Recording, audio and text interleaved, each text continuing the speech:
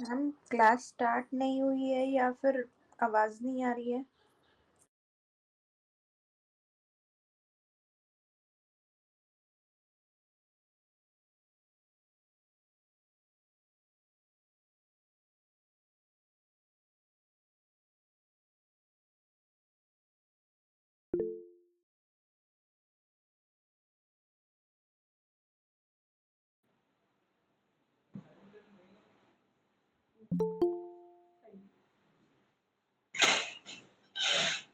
Hello everyone, am I audible to all of you? Yes, ma'am. Yes, ma'am. Good evening, ma'am. Good evening. Good evening, ma'am.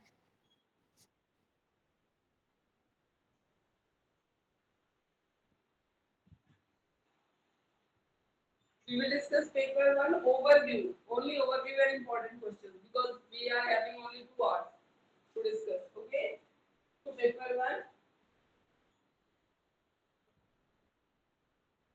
childhood and growing up.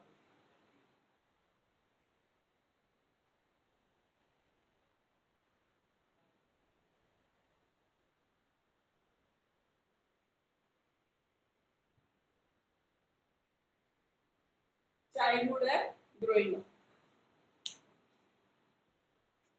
So the most important question from unit 1 is concept, meaning and principles of growth and development. Okay? The first question is concept, important question, meaning and important principles of growth and development.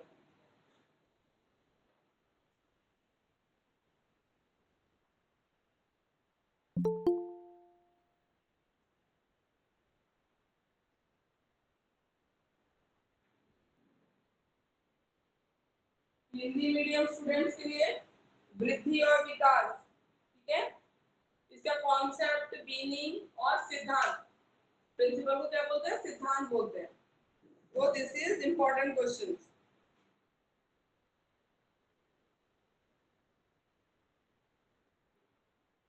ठीक है, ये important question है, ये I think सबको आता है, इसमें किसी को कंफ्यूजन नहीं होनी चाहिए, ठीक है, everyone ma'am I page no, number okay. Then next important question is Piaget's theory of cognitive development. Piaget's theory very very important.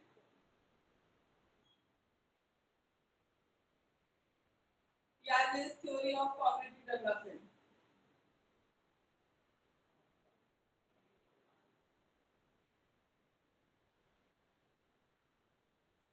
ठीक है, ये बहुत इंपॉर्टेंट क्वेश्चन है, पियाजे की थ्योरी, ऑलमोस्ट एवरी ईयर, ठीक है, you will get it in exam, almost every year पियाजे की theory very very important. Next is Kohlberg Erikson theory. Kohlberg, ये ना ऑल्टर होता रहता है, जैसे इन तीनों में से ना दो रिपीट करके आते रहते हैं, कभी एक ही आ जाएगा पर दो आते हैं मोस्टली, ठीक है, Kohlberg theory of moral development and Ericsson theory of psychosocial development.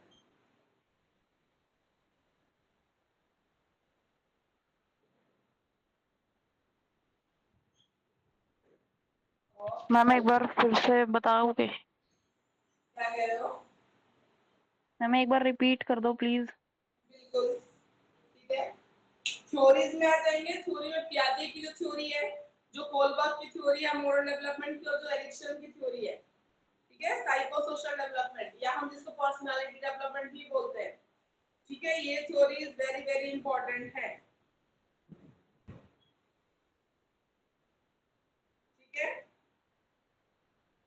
Important question है लॉन्ग के लिए आपके।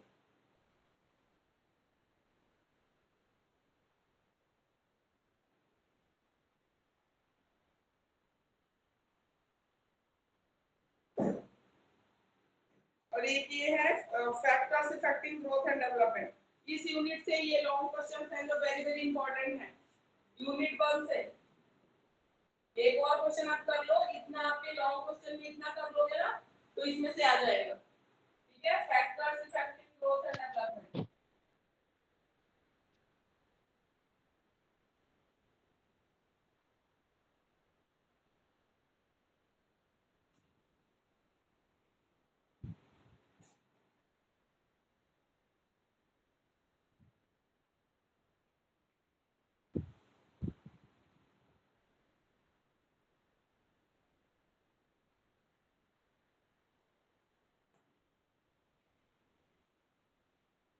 Factors affecting growth and development.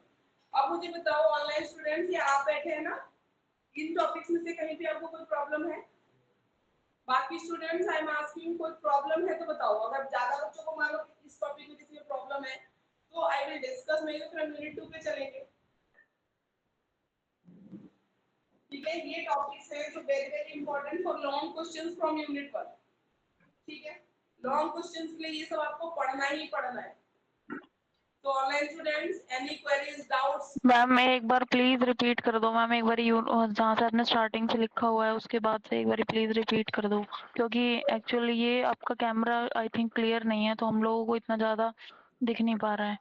कोई बात नहीं, आई एम डिक्टेटिंग, बता रही हूँ मैं, आप सुन लो। ठीक है, मैम ठीक है, आराम से सुन लो। ओके, ये कह रही थी एक बार। फर्स्ट इज मैम थोड़ा कैमरा टर्न कर लीजिए ब्लैक बोर्ड की तरह। अरे यार प्लीज बोलो मैम मत, अब ब्लैक बीच बोर्ड बीच में एक पूरा बार नहीं बताने दिख तो रहा दो। है। मैम आप डाउट्स का बोल रही थी ना, तो क्या आप ये जो पियाजे कोलबर्ग और एरिक्सन का थ्योरी है, ये आप एक बार शॉर्ट में समराइज करके बता सकते हैं? किसमें डाउट है आपको? मैम ये जो पियाजे कोलबर्ग एरिक्सन की थ्योरी है, इसको आप समराइज करके बता सकते हैं एक बार? थ्योरीज को? यस मैम, थ्योरीज को एक बार समराइज करके। ठीक है, एक बार मैं सारे यूनिट्स के इंपॉर्टेंट क्वेश्चन बता दूं, फिर मैं डिस्कस करूंगी। ठीक है? किसी और को भी डाउट है थ्योरीज में? मैम कोलबर्ग और एरिस्कन वाले में थोड़ा सा, प्याजे वाला तो आता है। ठीक है, मतलब सबको थ्योरीज में ही डाउट है, राइट? Yes ma'am. ठीक है, इसको करेंगे हम। अब मैं डिक्टेट कर देती हूँ, फटाफट नोट डाउन कर लो, फिर हम चैप्टर 2 के इंपॉर्टेंट क्वेश्चंस पे चलेंगे। ठीक है, यूनिट 2। ठीक है, first question is concept, meaning and principles of growth and development. Next one is ma'am पियाजे ये थ्योरी, कोलबर्ग थ्योरी, इसको Erikson theory and factors affecting growth and development. These are the important long questions from unit 1.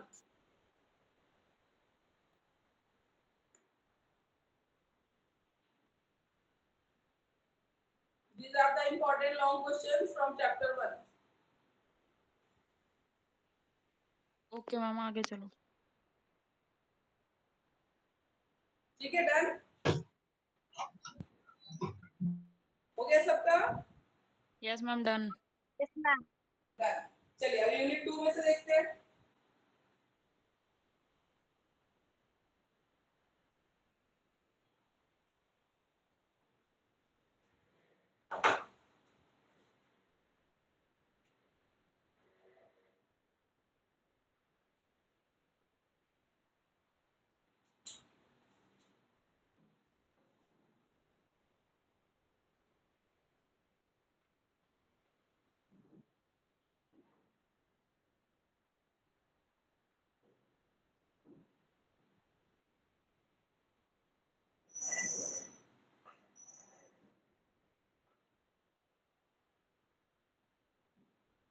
यहाँ पे देखो, जो first question है concept of individual difference, आपने यहाँ पे निकालो। ये सिलेबस है, आपको सबको पता है, फ्रंट पेज पे यहाँ पे सिलेबस होता है, देखो, है ना?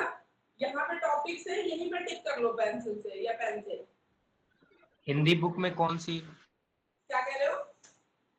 हिंदी बुक में कौन सी नंबर पे है? हिंदी में, हिंदी इंग्लिश किसी में भी फ्रंट में तो यही आपको सिलेबस मिलेगा। बुक कोई सी भी हो, सिलेबस आपको हिंदी में नहीं मिल रहा, मिल रहा है। हाँ, सिलेबस सब में ही है। ठीक है, हिंदी इंग्लिश की हर बुक में फ्रंट में आपको ऐसा एक सिलेबस मिलेगा, इसमें सारे टॉपिक्स है, देखो, है ना। तो मैं लिखवा भी नहीं हूँ, बोल भी नहीं हूँ ना, इतने में आप यहीं पे टिक भी कर सकते हो बिना लिखे। Okay ma'am. ठीक है, चाहो तो लिख लो, नहीं तो आप यहाँ पे भी टिक कर सकते हो। It will be easy for you. Unit 2 का पहला इंपॉर्टेंट क्वेश्चन है कॉन्सेप्ट ऑफ इंडिविजुअल डिफरेंस।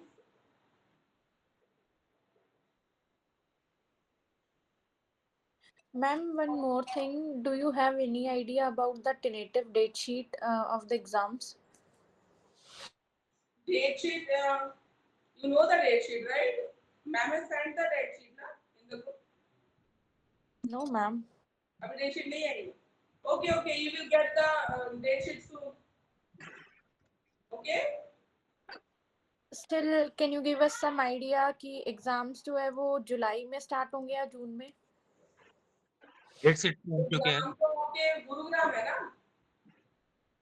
सारे गुरुग्राम वाले बच्चे हैं। No, ma'am, MDU. नहीं मैम एमडीयू मैम वाले एग्जाम कंडक्टेड विल हाफ मई। ठीक है, गुरुग्राम के जल्दी शुरू आ रहे हैं, एमडी वालों को अभी टाइम है। आप मई मान के चलो, मई एंड मान के चलो। यार सबसे रिक्वेस्ट है एक बार प्लीज पहले निशान लगा लो, फिर ये बाद में हो जाएगी ये बातें तो डिस्कस। क्या? मैम पहले एक बार निशान लगा देना, इनको बोल रही हूँ, बाकी स्टूडेंट्स को पहले निशान लगवा लो, फिर बाद में कर लेना ये सब डिस्कस। ठीक है, एग्जाम की डेट शीट से रिलेटेड कोई क्वेरी है तो आपको नीतू मैम को फोन करके कंफर्म करेंगे। ठीक है, यहाँ पे पहले इंपॉर्टेंट क्वेश्चन डिस्कस कर लेते हैं। 2 आवर्स की क्लास है, अभी तो नहीं हो पाएगा। ठीक है, concept of individual difference, factors influencing, ये सब फर्स्ट पॉइंट में देखो सिलेबस में मेंशन है, आपको लिखना नहीं है तो आप टिक कर सकते हो directly. Factors influencing individual difference, ठीक है, and educational implication, very important question. Long, इस समय पहले अभी कुछ लॉन्ग बता रही हूं आपको, long question. Educational implications of individual difference.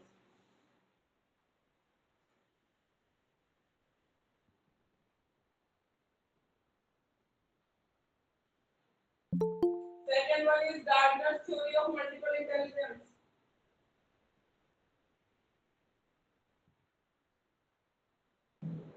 Gardner's theory of multiple intelligence.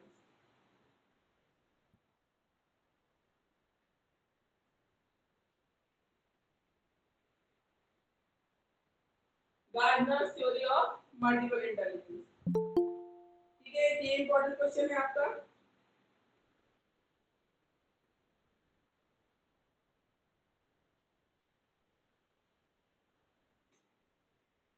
ये है आपका methods and ways to understand adolescent behaviour. Long question के लिए बता रही हूं समय।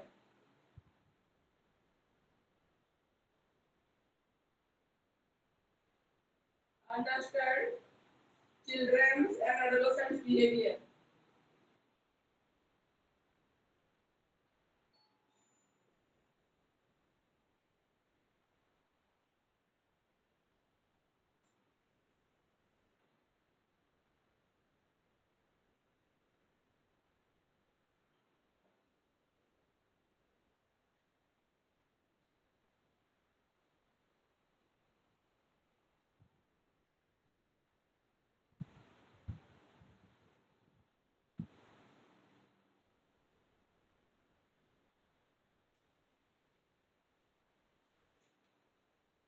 इसके बाद सेकेंड से इंपॉर्टेंट आएगा आपका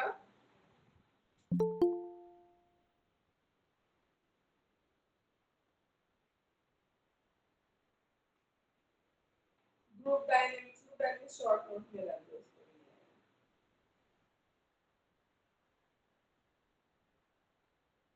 लर्निंग डिफिकल्टीज, ये लॉन्ग में ले लो एक बार, लर्निंग डिफिकल्टीज, लर्निंग डिफिकल्टीज,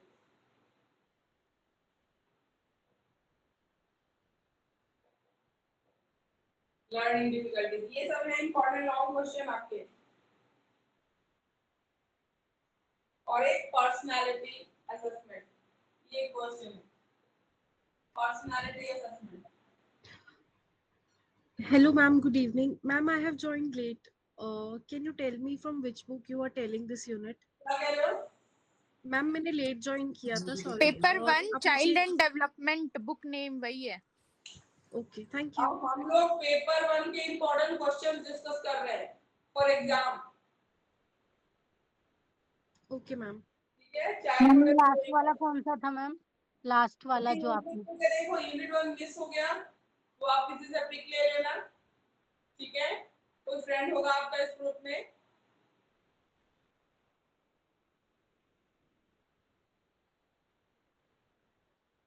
नहीं तो ये वीडियो फिर YouTube पे अपलोड भी हो जाती है, वहां से भी आप देख सकते हो।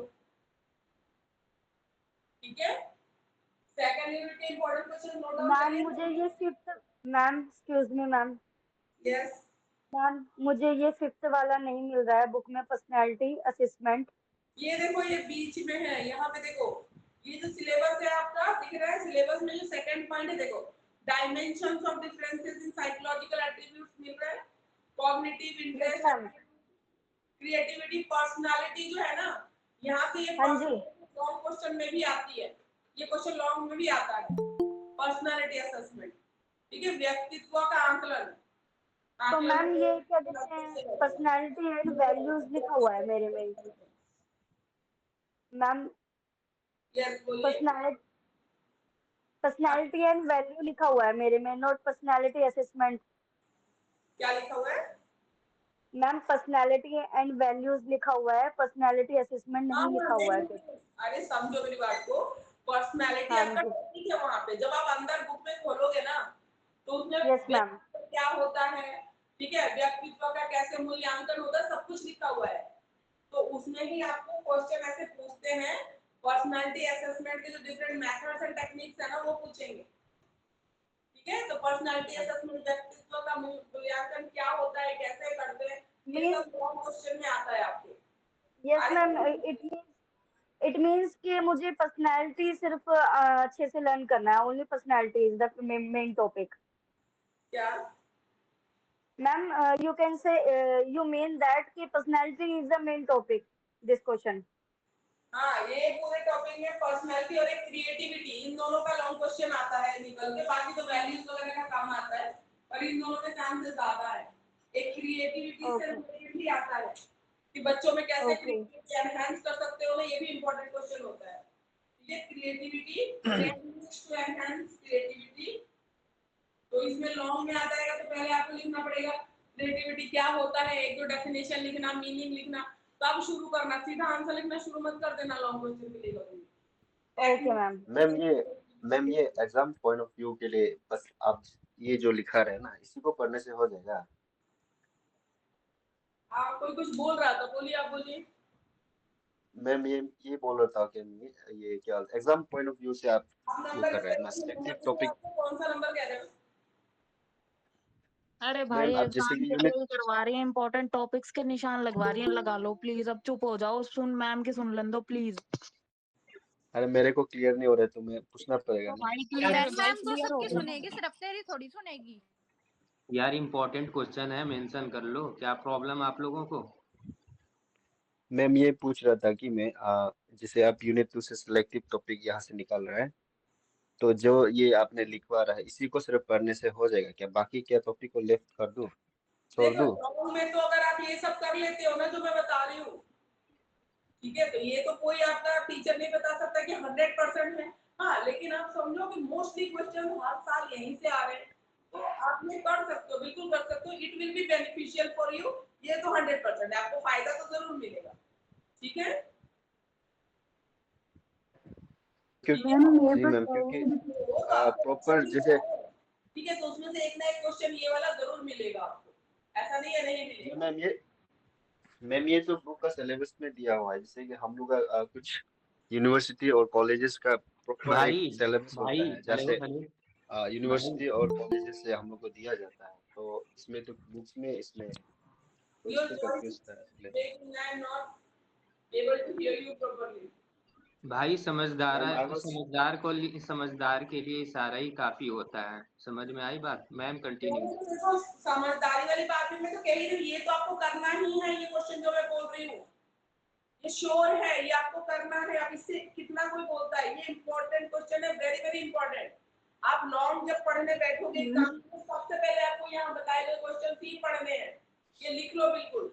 अब मैं ये भी बता दूं कि शॉर्ट में कौन से पढ़ने हैं जो 4 मार्क्स के आते हैं। ये लॉन्ग है, ये सब जो बता रही हूँ मैं आपको, ये लॉन्ग के लिए है। सुनो मेरी बात ध्यान से, जो भी मैं बता रही हूँ ओके आपको मिस्टर लॉन्ग टाले, what do you mean? 16 marks के लिए आएंगे, उसमें ये सब आते हैं, ठीक आगे है। बता दो मैम अब। I am not asking you, okay सबका हो गया। Better you keep quiet. I am asking to ma'am, बताओ, but listen carefully. I have doubt about this topic only, that's why I am asking. Focus on important questions. अब मुझे ये बताओ कि इन topics में किसको दिक्कत है, किसमें दिक्कत है, ये बताओ।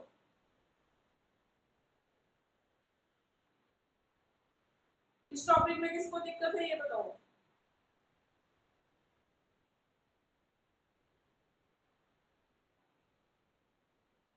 इसमें किसको दिक्कत है बताओ। अरे बोल ही नहीं रहे हो तो फिर देखो, अभी मेरे पास 3 क्वेरीज आई हैं, ओनली आई एम गेटिंग पियाजे थ्योरी, कोलबर्ग और एरिक्सन।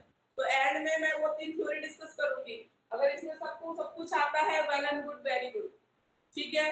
तो मैं I am going to rub it, या मैं पूछ रही हूँ इसमें से किसी को कोई दिक्कत है तो you can mention the topic so I can discuss. Ma'am इसमें Gardner's theory of multiple intelligence. ठीक है, okay okay, Gardner's theory of multiple intelligence noted. चलिए unit 3।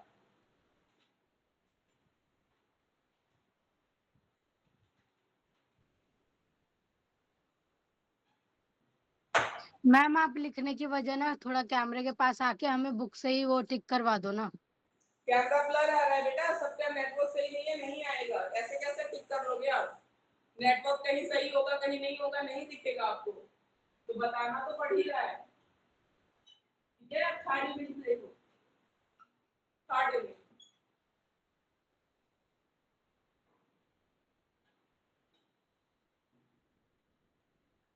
Number 1, classical conditioning and operant conditioning, very very important.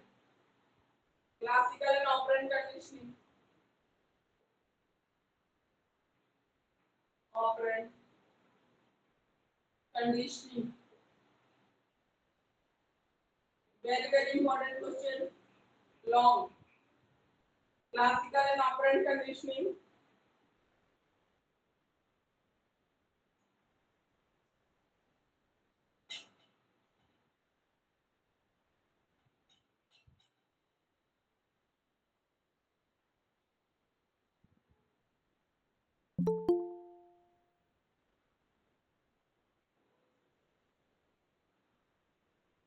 constructivism,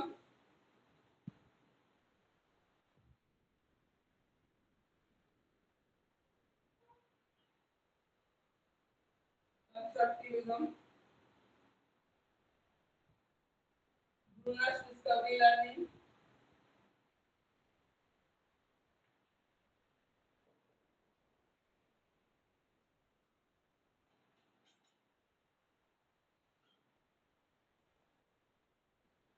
और आप लोगों को ना जो आ सकते थे उनको तो क्लास में आना चाहिए था।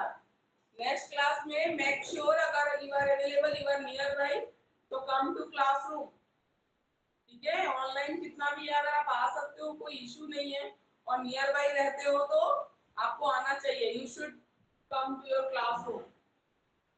Ma'am next Sunday I will come. हाँ वही तो, जो बच्चे आ सकते हैं बेटा आ जाओ, जो कोई बहुत डिस्टेंस में है ठीक है उसका कुछ नहीं हो सकता, पर जो आके पढ़ सकते हैं या पूछ सकते हो ना, वो ज्यादा बेटर रहता है, यस मैम। ठीक है। Brunner's discovery learning and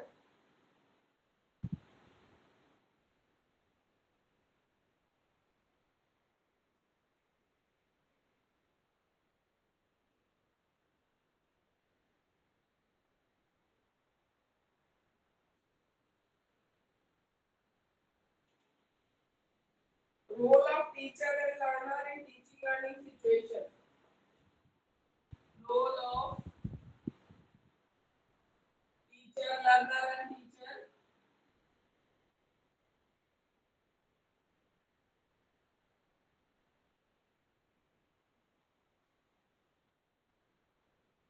Learner and teacher in teaching learning situations.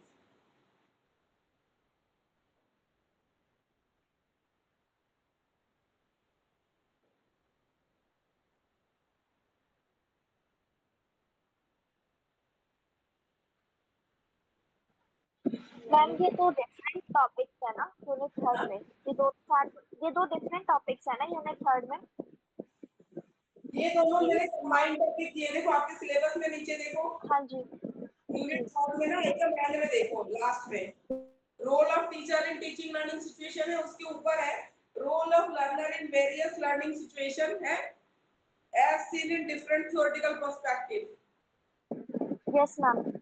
ठीक है, ये दोनों मैंने कंबाइन करके दिए, ये दोनों ही इंपॉर्टेंट है। इसके बाद एक टॉलमेंस साइन लर्निंग थ्योरी है और insightful theory. Tolman's sign learning theory, बस ये इनसाइटफुल वाला शॉर्ट में कर लेना सोना। टॉलमेंस साइन लर्निंग थ्योरी,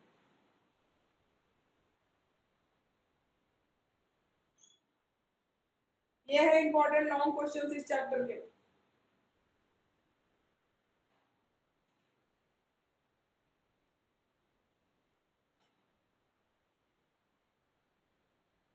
ठीक है, ये इंपॉर्टेंट क्वेश्चंस है इस चैप्टर में। इसमें कोई दिक्कत है तो बताओ। मैम मुझे ना यूनिट थर्ड में ना मतलब ऑलमोस्ट ये सारे टॉपिक में डाउट है। यूनिट थर्ड में ना इसमें थोड़ा सा मतलब सही से समझ नहीं आए थे मुझे टॉपिक्स। बाकी बच्चों को Tolman sign learning 5th number. Clear है आपको?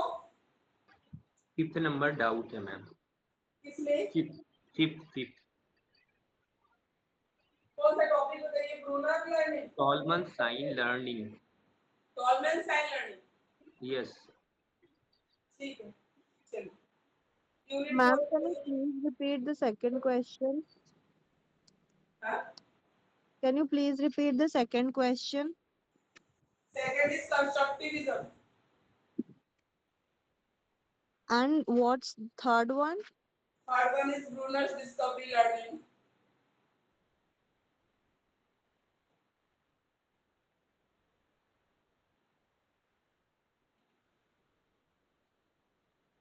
That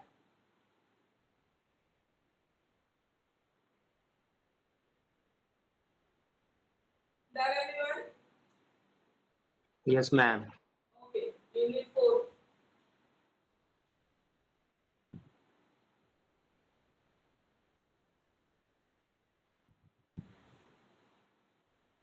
unit 4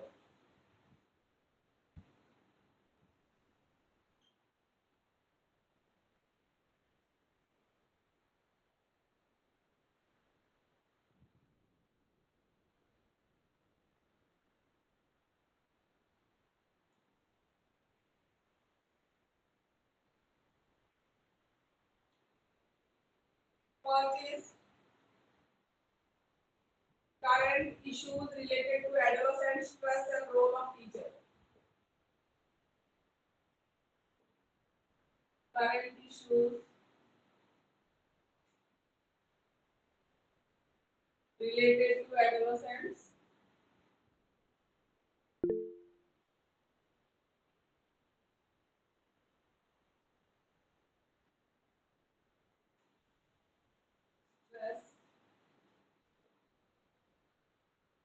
stress and role of teacher. ये टॉपिक आपको दिख रहा होगा सिलेबस में। ठीक है, इसमें ब्रैकेट में आता है increasing loneliness, changing family structure and rising permissiveness। ठीक है, ये सारा ब्रैकेट में जो है वो भी मतलब उसके कॉन्टेक्स्ट में आपको पढ़ना है।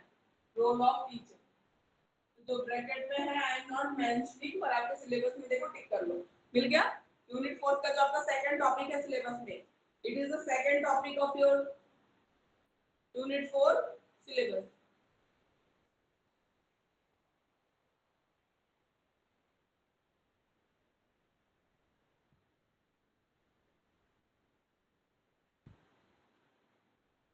इसके बाद आपका है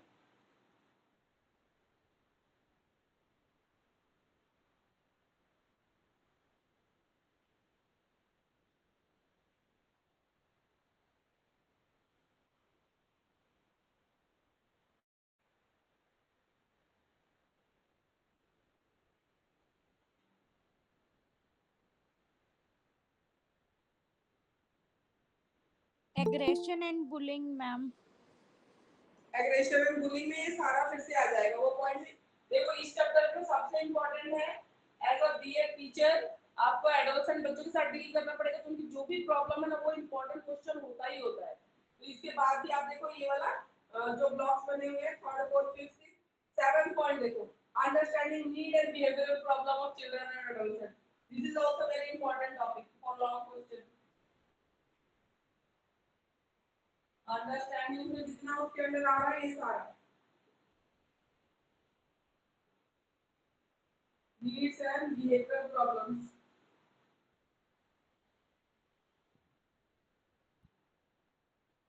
Problems of children and adolescents. इसमें देखो इसमें क्या है किसी भी क्वेश्चन को लॉन्ग में डाल देते हैं, जैसे कभी इसको डाल देते हैं कंपटीशन कोऑपरेशन को, कभी एग्रेशन बुलिंग को डाल देते हैं, कभी ड्रग एडिक्शन को डाल देते हैं। ठीक है, तो किसी भी चीज को लॉन्ग में डाल सकते हैं एज ए प्रॉब्लम। ठीक है, एक साथ इतने प्रॉब्लम नहीं पूछते, वो एक या दो प्रॉब्लम को पूछ लेते हैं लॉन्ग में। तो आपको तैयार करना है, प्रिपेयर करना है। चिल्ड्रन एंड एडल्ट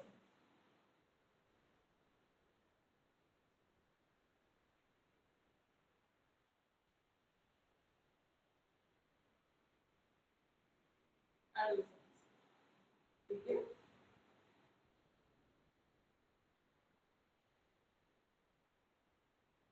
फिर इसके बाद आएंगे इम्पैक्ट ऑफ लॉन्ग क्वेश्चन में impact of globalisation, urbanisation and economic changes. Last point globalisation,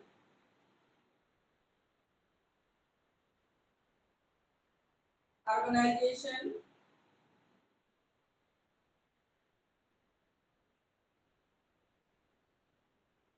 and economic changes. Dot dot में लगा दो, आपका लास्ट वाला पॉइंट आपको मिल जाए उस टॉपिक का लास्ट पॉइंट।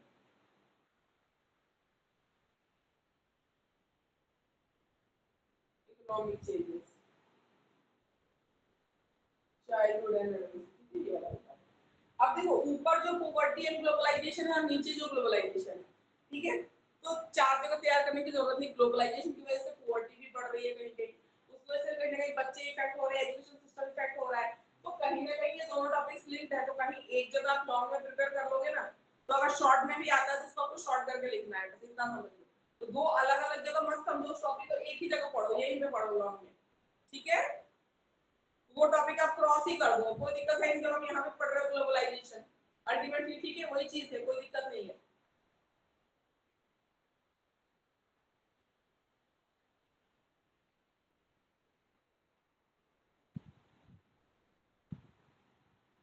एक बार मैम यूनिट 4 के एक बार रिपीट करोगे? इसका बस एक और लिखवाना है मुझे कुछ।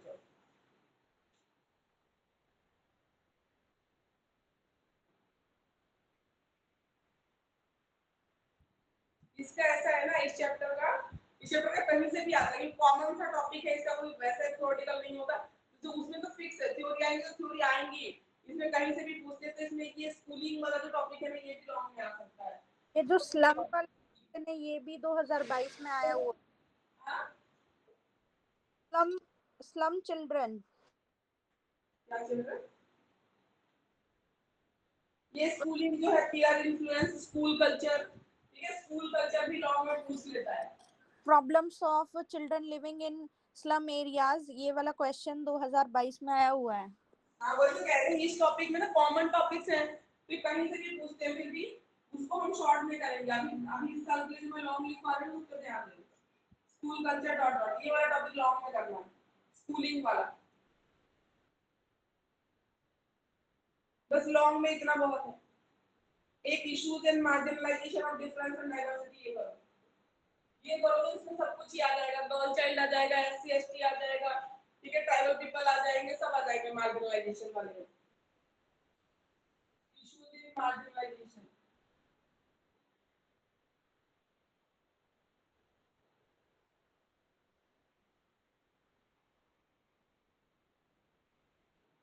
इश्यूज इन मार्जिनलाइजेशन ही वाला टॉपिक कर लो। ये लॉन्ग में अब इतना एनफ है आपके लिए, लॉन्ग में अब शॉर्ट में देखते हैं क्या क्या आपको देखना है। ठीक है, शॉर्ट के टॉपिक्स देखेंगे, note down. Issues issues in migration क्या लिखी है मैं 5th नंबर पे? कौन सा? 5th नंबर पे इशूज इन माइग्रेशन। नंबर 1 पे current issues related to adolescent stress and role of teacher.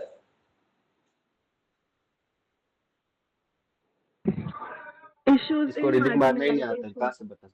क्या क्या कह रहे हो? मैम वो फिफ्थ टॉपिक पूछ रहा था, तो वो है issues in marginalisation. Marginalisation of difference and diversity, उसी को बात कर रहे हैं हम। Issues in marginalisation. Yes ma'am. अब देखो मार्जिनलाइजेशन बहुत बड़ा टॉपिक है। मार्जिन पे, किनारों पे एससी एसटी आती है, विमेन आती है, ठीक है, ट्राइबल पीपल्स आते हैं, ये सब आते हैं। तो उनकी क्या क्या प्रॉब्लम है, ठीक है, और उन मार्जिन पे जो लोग हैं, किनारों पे जो लोग हैं, जो सेंट्रल पावर में नहीं आ पाते, ठीक है, हमारी सोसाइटी के या कॉन्स्टिट्यूशन के कहीं भी, उसको कॉन्स्टिट्यूशन में सेंटर में लाने के लिए, पावर देने के लिए रिजर्वेशन सिस्टम शुरू किया है। एजुकेशन के लिए फ्री एजुकेशन है, गर्ल्स को फॉर्म भरना है, क्योंकि एज लिमिट ज्यादा है, पैसे कम लगते हैं ना, ये सब चीजें। तो मार्जिन में जो ग्रुप है किनारों पे, उनको कोशिश की जाती है कि हम सेंटर में लेके आ सके। वो किनारों पे क्यों रहे सोशल ग्रुप के हिसाब से, ठीक है। तो अब इसमें इश्यूज इन मार्जिनलाइजेशन में क्वेश्चन आपको ऐसे नहीं पूछेंगे। इश्यूज इन मार्जिनलाइजेशन आपको पूछेंगे what are the constitutional provisions to improve the condition of women in India, ठीक है, या what are the schemes implemented by the government to improve the condition of SC ST और tribal people, ऐसे पूछते हैं। Question ऐसे मिलेंगे आपको। तो मार्जिनलाइजेशन में टॉपिक पढ़ोगे ना, तो उसमें या तो SC ST का पूछ लेंगे या गर्ल चाइल्ड का पूछ लेंगे, तो इस तरीके से पूछते हैं। आगे बात समझ में? अब बताइए इसमें से किसी में टॉपिक में दिक्कत? मुझे नहीं लगता इसमें से कोई टॉपिक में दिक्कत। सब कॉमन टॉपिक है जो आप पढ़ते हो। Yes ma'am. Yes ma'am. हमने नोट डाउन कर लिया, तो फर्स्ट यूनिट में चलते हैं।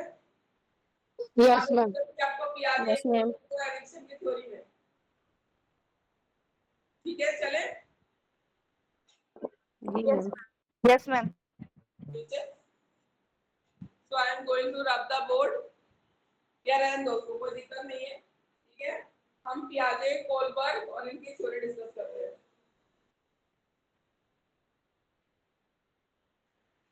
मैम शॉर्ट क्वेश्चन नहीं बताओगे? अरे हाँ, शॉर्ट लिख लो, शॉर्ट लिख लो, उसके बाद में डिस्कस करेंगे। रुक जाओ, शॉर्ट लिख लेते हैं। ये तो लॉन्ग है सारे, ठीक है, शॉर्ट भी लिख। शॉर्ट शॉर्ट के भी मैं यूनिट 1 यूनिट 2 ऐसे डिफरेंशिएट करके आपको बता देती हूँ। शॉर्ट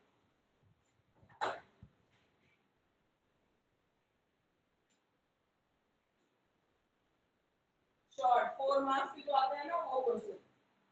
यूनिट 1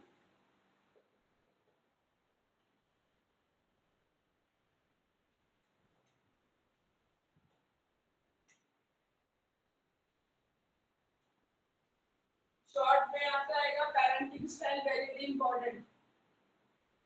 पेरेंटिंग स्टाइल ये इंपॉर्टेंट क्वेश्चंस है, ठीक है, ये बहुत इंपॉर्टेंट क्वेश्चन है। ये आता ही है, समझ लो, पेरेंटिंग स्टाइल ये आता ही है। Impact of media on growing children, और कभी कभी तो ये इम्पैक्ट ऑफ मीडिया लॉन्ग में भी डाल देते हैं, पर अभी के लिए जो मैंने डाला है, आप इसको अभी फिलहाल के लिए शॉर्ट में ही पढ़ो, ठीक है। Impact of media on growing children.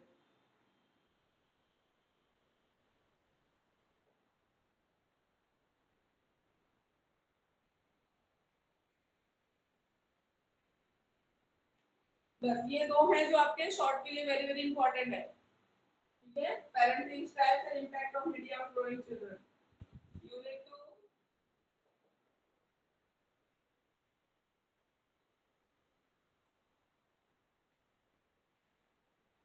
इसमें फर्स्ट टाइम मैंने उसमें लिखवा दिया इंटरेस्ट, ठीक है, इंटरेस्ट, और नंबर 2 वैल्यूज।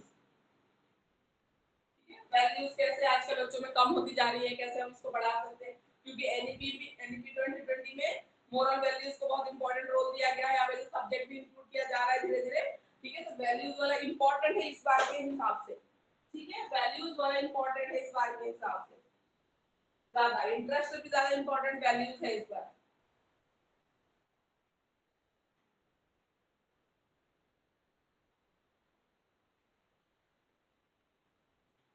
लर्निंग डिफिकल्टीज हमने कर ली है। मैम प्लीज आप थोड़ा बोर्ड से एक तरफ हो सकते हैं। मैम बोर्ड पे विजिबल नहीं हो रहा है, आप थोड़ा एक साइड हो जाओ। वो नेटवर्क इशू की वजह से नहीं हुआ, इसलिए मैं बोल भी रही हूँ आपको, ठीक है।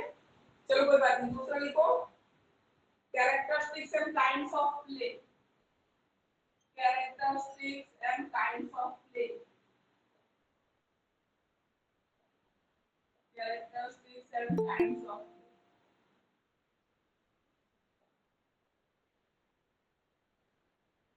And the fourth one is group dynamics. Group dynamics. मैं एक बार और रिपीट कर रही हूँ, बोल रही हूँ, 1 और 2 का पहले ये लिखो, फिर थर्ड फोर्थ का लिखते हैं। 1 क्या है? Number 1 parenting style is very very important. Second one is impact of media on growing children. Unit 2 interest, values is more important than interest. ठीक है, उससे भी ज्यादा इंपॉर्टेंट वैल्यूज आप दिमाग में लेके चलो, पहले वैल्यूज ही पढ़ना जब शुरू करो, short value, characteristics and kinds of play, group dynamics. Noted हो गया?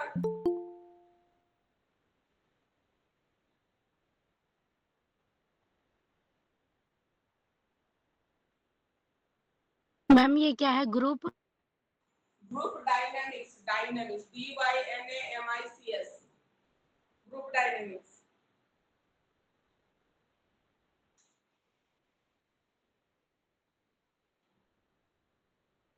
ठीक है, थर्ड यूनिट। मैम वैल्यूज जो है ना, इसको बता देंगी आप? डाउट थी इसमें। क्या कह रहे हैं? वैल्यूज में डाउट थी। वैल्यूज में डाउट है? Yes ma'am.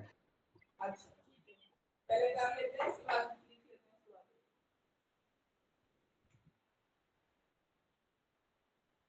Unit third, insightful learning,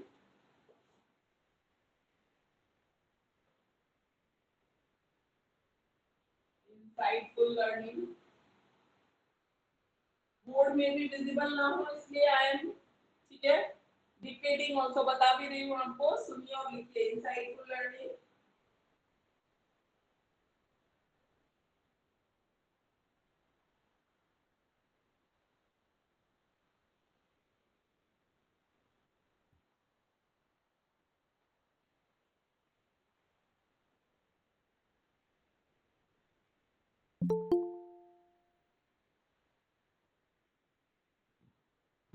उसके बाद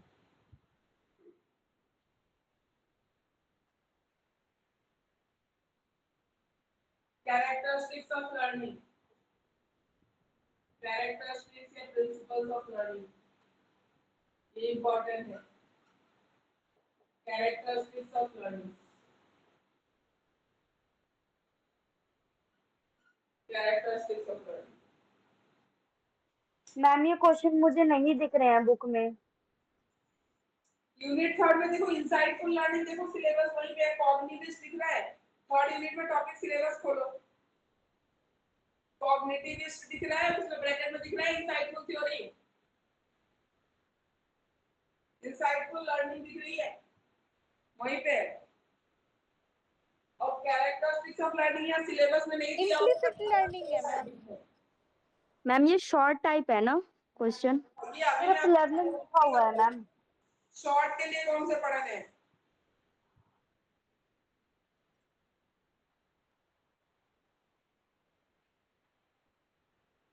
इम्प्लिसिट लर्निंग है मैम।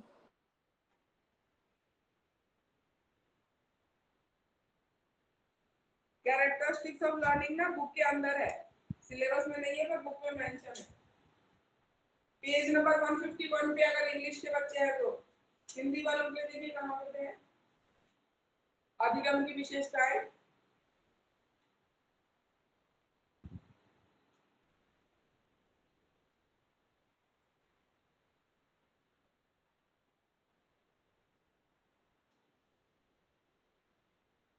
प्रिंसिपल्स ऑफ लर्निंग भी करना, कैरेक्टरिस्टिक्स के साथ प्रिंसिपल्स ऑफ लर्निंग करना। ये अंदर है बुक में, बुक में सब कुछ दे रखा है अंदर, प्रिंसिपल्स ऑफ लर्निंग। ये 3 क्वेश्चन है शॉर्ट में जो आपको करने हैं, यूनिट 4 पे आ जाते हैं।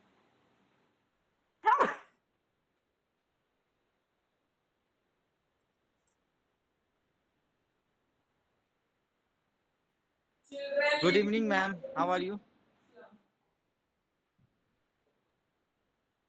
Hello, ma'am. Yes. Excuse me, ma'am. Yes, बोलिए। मैम कौन सा बुक और कौन सा यूनिट, मतलब कौन सा बुक की आप लिख रहे हैं? देखिए book childhood and growing up, first book है आपकी childhood and growing up. CDP का लिख रहे हैं? यस बोलिए। सीडीपी हाँ सीडीपी का चाइल्ड डेवलपमेंट एंड, हाँ जी सीडीपी का यस। और ma'am first unit second unit कहाँ पे है ma'am? Bro you should watch the recorded video better. Syllabus होता है ना इधर, फ्रंट में सिलेबस होता है, देखिए यहाँ पे देखिए। I know ma'am, but I am यहाँ पे शॉर्ट इसके अंदर से मार्क करवा रही हूँ सिलेबस से। which one is important? Please tell me again, unit 1 and unit 2. Ma'am have already told everything. You just go and see the recorded video after the session. Have you joined late? आप late join हुए हो class में? Sorry for that, but ma'am I don't know.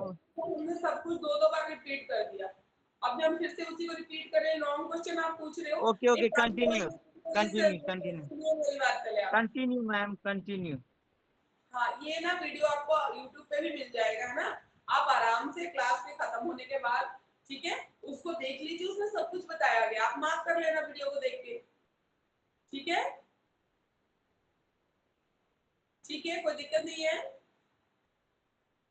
देखिए आज की class ना आपकी doubts और प्रॉब्लम्स को सॉल्व करने के लिए लगाया गया है ना, इसमें भी आप परेशान रहो तो कोई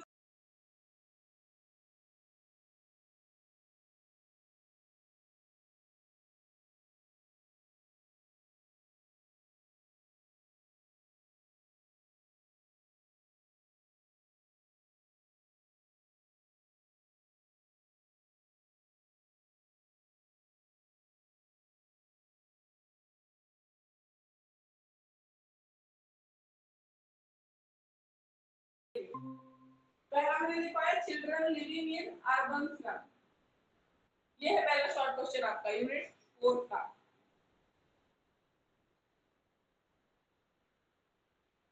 सोशली डिप्राइव्ड गर्ल्स अलग से करने की जरूरत नहीं है क्योंकि मार्जिनलाइजेशन में ना वहां पे वुमेन का आ ही जाएगा, वही सोशली डिप्राइव्ड गर्ल्स आप में आ जाता है, कोई दिक्कत नहीं।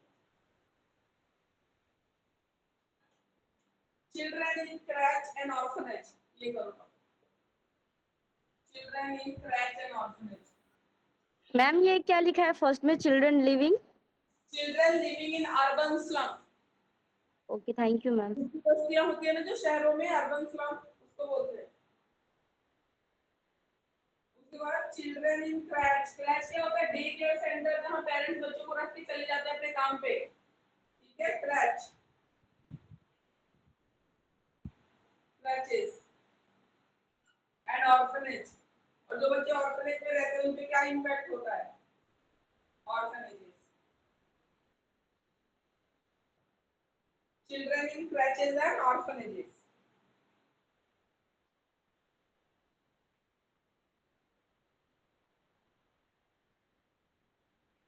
बस ये 2 क्वेश्चन इंपॉर्टेंट है, बाकी तो आप लॉन्ग में कर ही रहे हो। लॉन्ग वाला शॉर्ट में आएगा फिर भी आप शॉर्ट करके लिख सकते हो, ठीक है। तो एक्स्ट्रा कोई एक्स्ट्रा टॉपिक बताइए जो हम करें, बस बहुत है इतना, शॉर्ट में इतना बहुत है। नोट डाउन कर लो आप।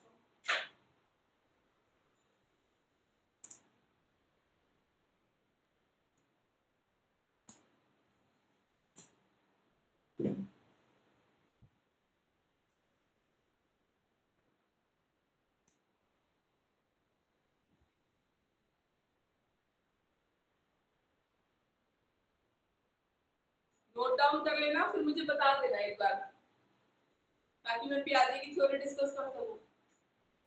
मैम हो गया। डन? Yes ma'am.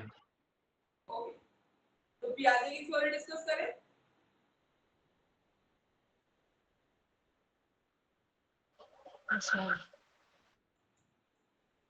ठीक है,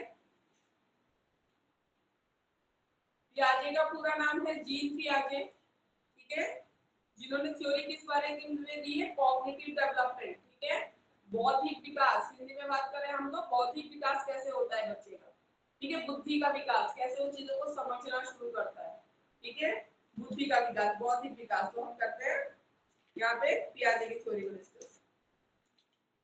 तो पियाजे ने डिफरेंट स्टेजेस बताए हैं, आप लोगों को याद होंगे, है ना। पियाजे ने अलग अलग स्टेज बताया है एज के हिसाब से, कि उस एज में बच्चे का कितना कॉग्निटिव डेवलपमेंट होता है, वो क्या क्या कर सकता है। इवन पता है आपको, अगर किसी को भी कॉग्निटिव थ्योरी ऑफ पियाजे अगर मुश्किल लगती है ना, आपने कोई छोटा बच्चा देखा होगा बढ़ते हुए, बस उसकी स्टेजेस को ध्यान में रखोगे, कौन से एज ग्रुप में क्या क्या काम करता है। ठीक है, बिल्कुल आप लिख सकते हो, कोई प्रॉब्लम नहीं। आपको स्टेजेस के नाम रटे हुए होने चाहिए जो पियाजे ने स्पेशली मेंशन किए हैं। वो गलत लिखोगे तो गलत हो जाएगा। लेकिन एक दो पॉइंट्स ना, आप बच्चे, एक छोटे बच्चे को बड़ा होता हुआ देखा होगा, कोई भतीजा होगा, कोई छोटा बच्चा होगा, बहन का होगा, किसी को तो देखा होगा, तो वो याद है ना, अगर तो आप आराम से पियाजे की थ्योरी लिख सकते हो। ठीक है, तो चलो स्टेजेस की बात करते हैं। पहला स्टेज है सेंसरी मोटर स्टेज। ठीक है, जो 0 से 2 इयर्स तक होता है। ठीक है, सेंसरी मोटर दो वर्ड से मिलके बना है। सेंसरी मतलब जहां बच्चा अपने सेंस ऑर्गन का यूज करना सीखता है। मोटर स्किल्स मतलब भागना दौड़ना, जहां मोटर स्किल्स का यूज हो रहा है, हाथ का, पैरों का। ठीक है, मोटर स्किल्स का, उसको बोलते हैं मोटर स्किल। तो इन दोनों वर्ड को मिला के बना है सेंसरी मोटर स्टेज। ठीक है, इसमें ऑब्जेक्ट परमानेंस बनता है। ठीक है, एंड ग्रेजुअल प्रोग्रेशन होता है, फिर reflexive behaviour to goal directed behaviour. Object permanence में क्या होता है, 0 से 2 साल में अगर बच्चे को बताओगे ना, किसी एनिमल के 4 लेग्स है और 1 टेल है, वो गोट है, तो सबको जो भी 4 लेग वाले और 1 टेल वाले, सबको वो गोट ही बोलेगा, चाहे वो काऊ हो, चाहे वो बफेलो हो। ठीक है, ऐसे ही अगर मम्मी है, साड़ी पहनती है या सूट भी पहनती है, बाल लंबे हैं, इयररिंग पहनती है, बिंदी लगाती है, वो मम्मी है। तो दादी भी मम्मी है, बुआ भी मम्मी है, सब स्टार्टिंग में सबको एक जैसा बोलते हैं। फिर बाद में लेटर ऑन, ठीक है, उसकी जब थोड़ी और कॉग्निटिव डेवलपमेंट होगी, तो वो डिफरेंशिएट कर पाता है कि ये मम्मी है, ये दादी है, ये गोट है, ये काऊ है। आएगा समझ में। ठीक है, इसको बोलते हैं, इसको बोलते हैं। तो मेन अभी तो हम इतना डिटेल में नहीं जा सकते, पर शॉर्ट शॉर्ट में मैं आपको बता दूं क्या होता है। प्लीज सेकंड मुझको कृपा करो, तुम मेरी राधा रानी हो। क्या हुआ, कोई कुछ बोल रहा है।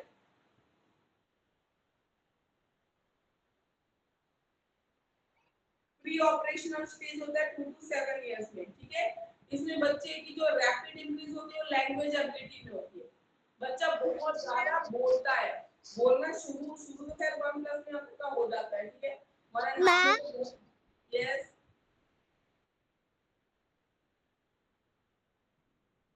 कोई कुछ बोल रहा है या माइक पे डिस्टरबेंस है तो please take care of that. ठीक है, इट इज क्रिएटिंग डिस्टरबेंस। उसके बाद आता है, अब रैपिड लैंग्वेज होती है लैंग्वेज एबिलिटी में। ठीक है, जो ऑब्जेक्ट्स को सिंबल से भी रिप्रेजेंट कर सकता है या सिंबल्स को समझ सकता है। ठीक है, ऐसा है। कंजर्वेशन का कॉन्सेप्ट अभी ये नहीं समझता बच्चा 2 to 7 इयर्स में, ना रिवर्सिबिलिटी का कॉन्सेप्ट समझता है। ठीक है, ये चेंजेस रिवर्स हो सकते हैं ना, वो सब अभी ये नहीं समझता।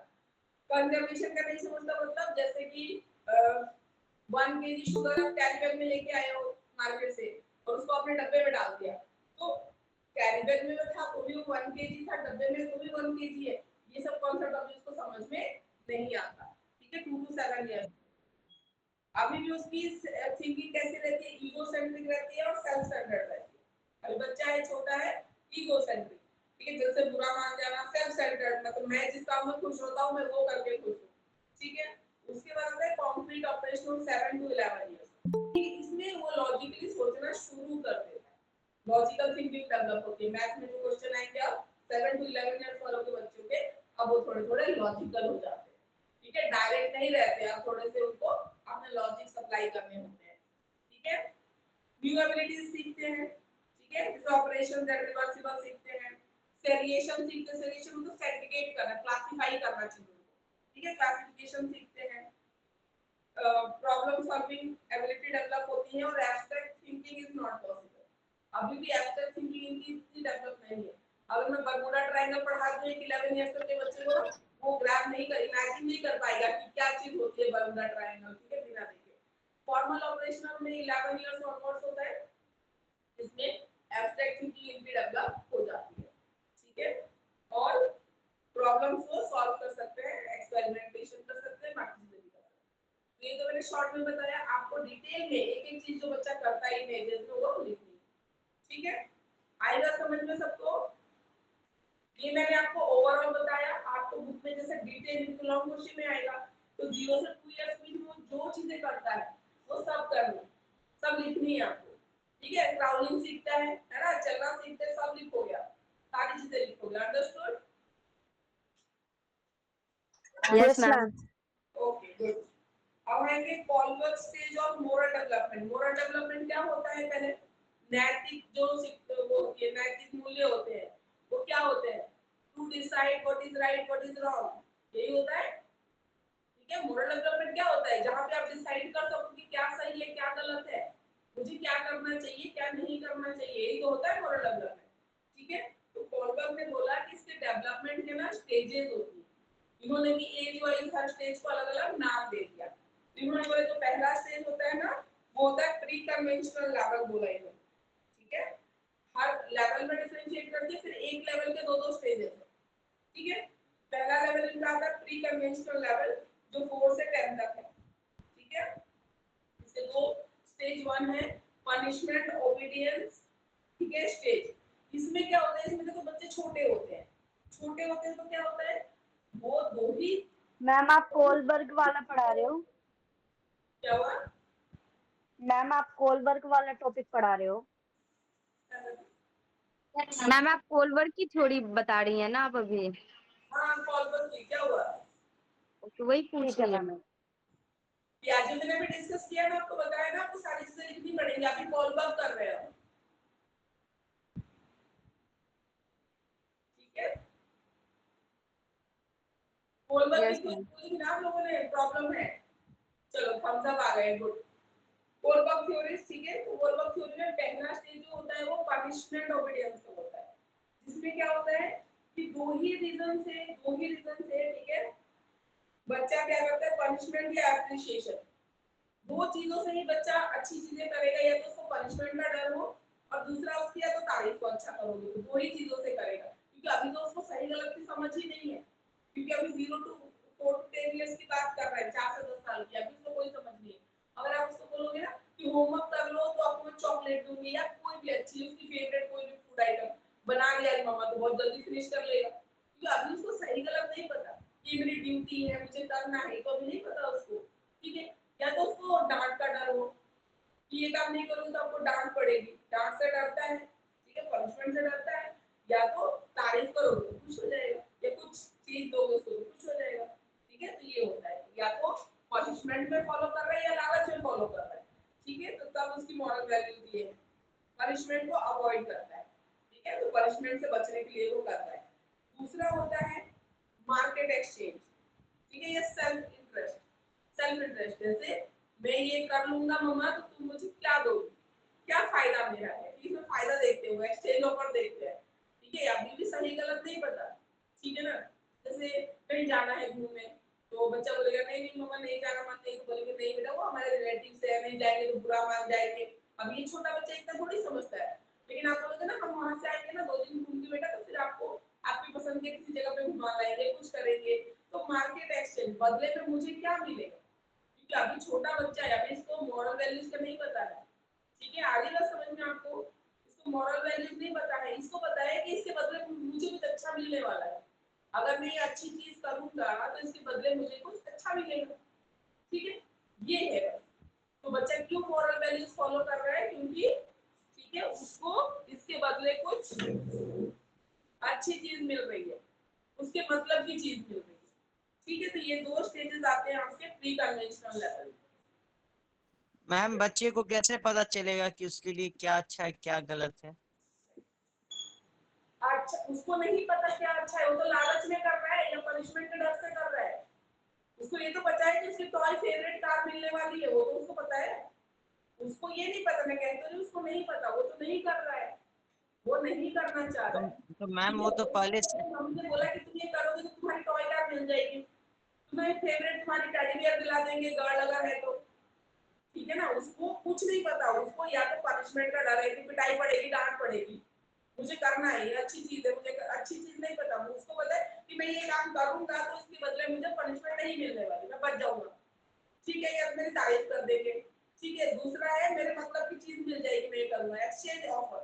एक्सचेंज ऑफर, कोई चीज अगर कह रहे हैं बड़े करने को, अगर मैं करूंगा तो मुझे मेरे मतलब की चीज मिल जाएगी, ठीक। उसको नहीं पता सही गलत, उसको पता है कि मेरे पनिशमेंट नहीं मिलेगी, और दूसरी चीज उसको पता है कि इसके बदले में मुझे कुछ मिल जाएगा। तो मैम तो ये प्री नोशन हुआ ना मैम, ये pre notion in the sense कि बच्चे को पहले प्री के दो स्टेजेस है बेटा, ठीक है, दो है, पहला पनिशमेंट ओबीडियंस है और नो दूसरा नो है मैम मैं बोला प्री नोशन मीन्स कि बच्चे ने पहले से प्रिडिक्ट कर लिया है, तो वो तो मैम कोलबर्ग कह रहे थे, ये वो पियाजी के अंदर तो नहीं आता है। पियाजे का थोड़ी, हम तो बोला कोलबर्ग पढ़ रहे हैं, आपको किसने बोला पियाजे पढ़ रहे हैं? भला ही पढ़ रहे हैं भाई रोशन। तो कोलबर्ग कोल नहीं पढ़ रहे, हमने ध्यान नहीं दिया, हमने तो तो बोला कोलबर्ग का मोरल डेवलपमेंट पढ़ रहे हैं ना, पियाजे थोड़ी पढ़ रहे हैं, पियाजे तो पढ़ चुके हैं। तो ये मैम ऐसे थोड़ा कंफ्यूजन था इसलिए, तो नेम थोड़ा सा जोर से लिया कीजिए, थोड़ा सॉरी फॉर दैट। क्या हुआ?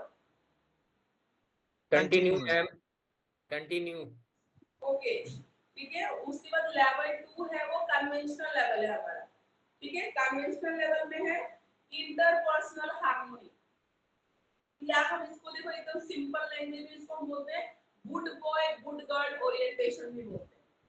तो अगर आपको इंटरपर्सनल हार्मनी समझने में दिक्कत होती है ना, तो आप good boy slash good girl orientation भी बोल सकते हो। इसमें क्या होता है, ठीक है, ये स्टेज 3, और एक और स्टेज है इसका लॉ एंड ऑर्डर, ठीक है। दो स्टेजेस है, इंटरपर्सनल हार्मनी या लॉ एंड ऑर्डर, 10 से 13 साल के बीच में। अब 10 साल का जो बच्चा है, ठीक है, उसको क्या होता है, 11 इयर्स का जो बच्चा है, उसको तारीफ करो ना लोगों के आगे, उसको बड़ा अच्छा लगता है। या तुम डांट दो लोगों के आगे ना, वो तो मुंह फुला के बैठ जाएगा, आपने सबके सामने मुझे क्यों बोल दिया। टीनेज में होता है बच्चा इस टाइम में, 11 से 13 ना, तो उनको बड़ा बुरा लगता है। तुम सबके आगे उसकी तारीफ करो तो बहुत अच्छा लगेगा। तो कोई काम आप उनको समझा रहे हो ना करने के लिए, उनको नहीं पता सही है गलत है, लेकिन अगर उनको पता है कि अच्छा ये काम करो, टीचर मेरी क्लास के आगे तारीफ करती है, होमवर्क करके ले जाता हूं, उसको ये पता है। अभी भी उसको ये नहीं पता कि होमवर्क करना मेरी ड्यूटी है, मेरे अच्छे के लिए है, ये सब उसको नहीं पता। उसकी तारीफ हो रही है, मैं अप्रिशिएट कर रहा हूं, उसको अवार्ड मिल रहा है, उसको पढ़ाई भी किस लिए करनी कि अवार्ड मिलेगा, सबके सामने मैं प्राइज दूंगा, सब मेरी तारीफ करेंगे, तो इसलिए करते हैं। इस टाइम में बच्चे अच्छी चीजें क्यों कर रहे हैं, वैल्यू वाली चीजें क्यों कर रहे हैं, good boy good girl orientation है। कोई मुझे गुड गर्ल बोलेगा, कोई मुझे गुड बॉय बोल रहा है, मेरी तारीफ कर रहा है, ठीक है, और सबके आगे बुराई कर रहे हैं, वो पसंद नहीं है उनको। तो अच्छी चीजें क्यों करेंगे, क्योंकि तो गुड बॉय गुड गर्ल के हलवाना है, ठीक है। उसके बाद थोड़े से और जब बड़े हो जाते हैं, 13 वाले, लॉ एंड ऑर्डर का डर है। इस टाइम में बच्चे मतलब स्कूटी स्कूटी चलाना सीख जाते हैं, 13 साल के बच्चे, है ना, तो बोलेंगे कि हेलमेट पहन लो। तो अब उनको इतना नहीं समझ में आता कि अपनी सेफ्टी है, दूसरों की सेफ्टी है। उनको ये समझ में आता है कि वो ट्रैफिक वाले पुलिस है ना, वो पकड़ लेगी मुझे, है ना, तो फिर मैं क्या करूंगा। तो लॉ एंड ऑर्डर के डर से ये फॉलो कर रहे हो, कानून के डर से, ठीक है। मानो कुछ चीज पसंद उठा के उनको डर रहता है कि चोरी कर लूंगा, कहीं पकड़ा गया तो, ठीक है। तो इस डर से नहीं करते, नहीं करते, उनके मन में कहीं ना कहीं लॉ एंड ऑर्डर का एक डर भी रहता है। तो थर्ड स्टेज होती है वो पोस्ट कन्वेंशनल लेवल होती है, उसमें आप बड़े हो चुके हैं, ठीक, उसमें आप बड़े हो चुके हैं, उसमें आप 13 ऑनवर्ड्स पूरा एडल्टहुड तक आ जाता है।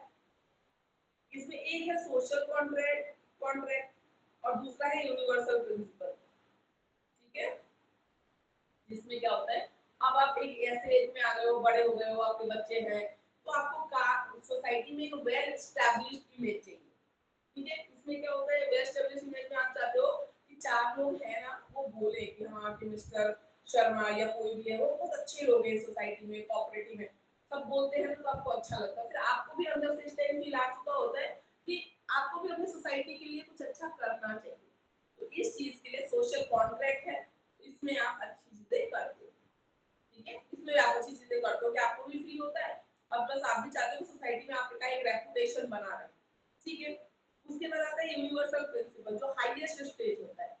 आपने पढ़ा होगा, जब भी आपको समझाया गया होगा तो ये बात बताई होगी, किसी की जान बचाने के लिए अगर झूठ बोलना पड़ रहा है, दो वैल्यूज में अगर हम कंपेयर कर रहे हैं तो जान बचाने के लिए झूठ बोलना सही चीज हो जाती है वहां पे, लेकिन वैसे ही तो झूठ बोलना गलत बात है। तो जब आप हाईएस्ट लेवल पे होते हो ना, तो आपको अगर दो मॉरल वैल्यूज को इसमें चूज करना पड़े, आप वो चूज करते हो, ऑप्ट करते हो तो किसी के लिए अच्छा हो। ठीक है, जैसे जान बचाने के लिए झूठ बोलनी पड़ रही है तो अच्छी बात है, यहाँ पे झूठ बोलना अच्छी बात है। तो जब आप दो वैल्यूज के बीच में कंपेयर करना सीख जाते हो, ठीक है ना, तो उसको बोलते हैं। तो ये highest stage of moral development होता है। आई आपको बात समझ में? इसमें कोई दिक्कत तो नहीं है? अच्छा, एक और बात, जब भी आप आंसर लिखोगे, जब भी ये थ्योरीज लिखोगे, सबकी एजुकेशनल इंप्लीकेशन लिखना वेरी वेरी इंपॉर्टेंट है। ठीक है, आपको बताया गया होगा थ्योरीज लिखनी है, कोलबर्ग कौन थे उनका इंट्रो लिखना है, पियाजे कौन थे उनका इंट्रो लिखना है। ठीक है, थ्योरी के बारे में पूरा लिखना है, प्लस लास्ट में आपको हर थ्योरी की एजुकेशनल इंप्लीकेशन मैंडेटरी है, लिखो ही नहीं तो मार्क्स कट जाते हैं, कम हो जाते हैं। ठीक है, आपको लिखना है, एजुकेशनल इंप्लीकेशन तो जरूर लिखना है। ठीक है, ऑनलाइन स्टूडेंट्स, ठीक है, थर्ड पे चले, addiction stage of psychosocial development. ठीक है, आ रहा है समझ में आपको? Yes, ma'am. जी ma'am. Yes ma'am. Addiction stage of psychosocial development. Psychosocial development को हम पर्सनालिटी डेवलपमेंट भी बोलते हैं। तो यहाँ पे स्टोरी को आप कैसे स्टार्ट करोगे, एडिक्शन का इंट्रो देना है, इंट्रोडक्शन लिखना है, फिर थ्योरी पे आना है, थ्योरी एक्सप्लेन करनी है, and at the end you have to mention educational implication. क्योंकि ये थ्योरी आप ग्रेड में पढ़ रहे हो तो इसका क्या एजुकेशनल इंप्लीकेशन है, क्यों पढ़ाया जा रहा है। ठीक है, मैम मैं आप बच्चे एरिक्सन के पढ़ा रहे हो? यस, मैम एरिक्सन का टॉपिक पढ़ा रहे हो? क्या पढ़ा रहे हो? मैम आप एरिक्सन वाला टॉपिक पढ़ा रहे हो? देखो हम ना फर्स्ट यूनिट के टॉपिक डिस्कस कर रहे थे, बच्चों ने बोला था इसमें डाउट है। ठीक है, उसमें से बच्चों ने थ्योरी बोली थी तीनों, तो जिसमें हम दो थ्योरी डिस्कस कर चुके हैं, थर्ड हम थ्योरी डिस्कस कर रहे हैं। आपको अगर इंग्लिश की बुक में देखना है तो पेज नंबर 25 पे है।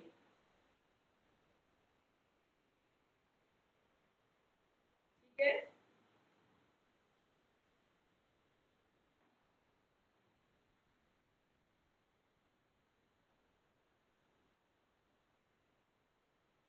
ठीक है, साइको सोशल या किसी की पर्सनालिटी का डेवलपमेंट कैसे होता है। हमें लगता है पर्सनालिटी तब बनती है जब हम बड़े हो जाते हैं, ऐसा नहीं है।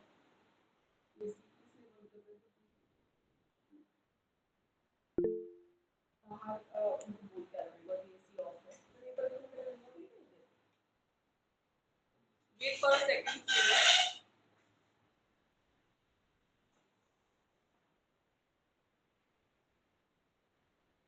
मैम ये क्लास एक्सपर्ट एकेडमी में चल रहा है ऑफलाइन? क्या कह रहे हो आप?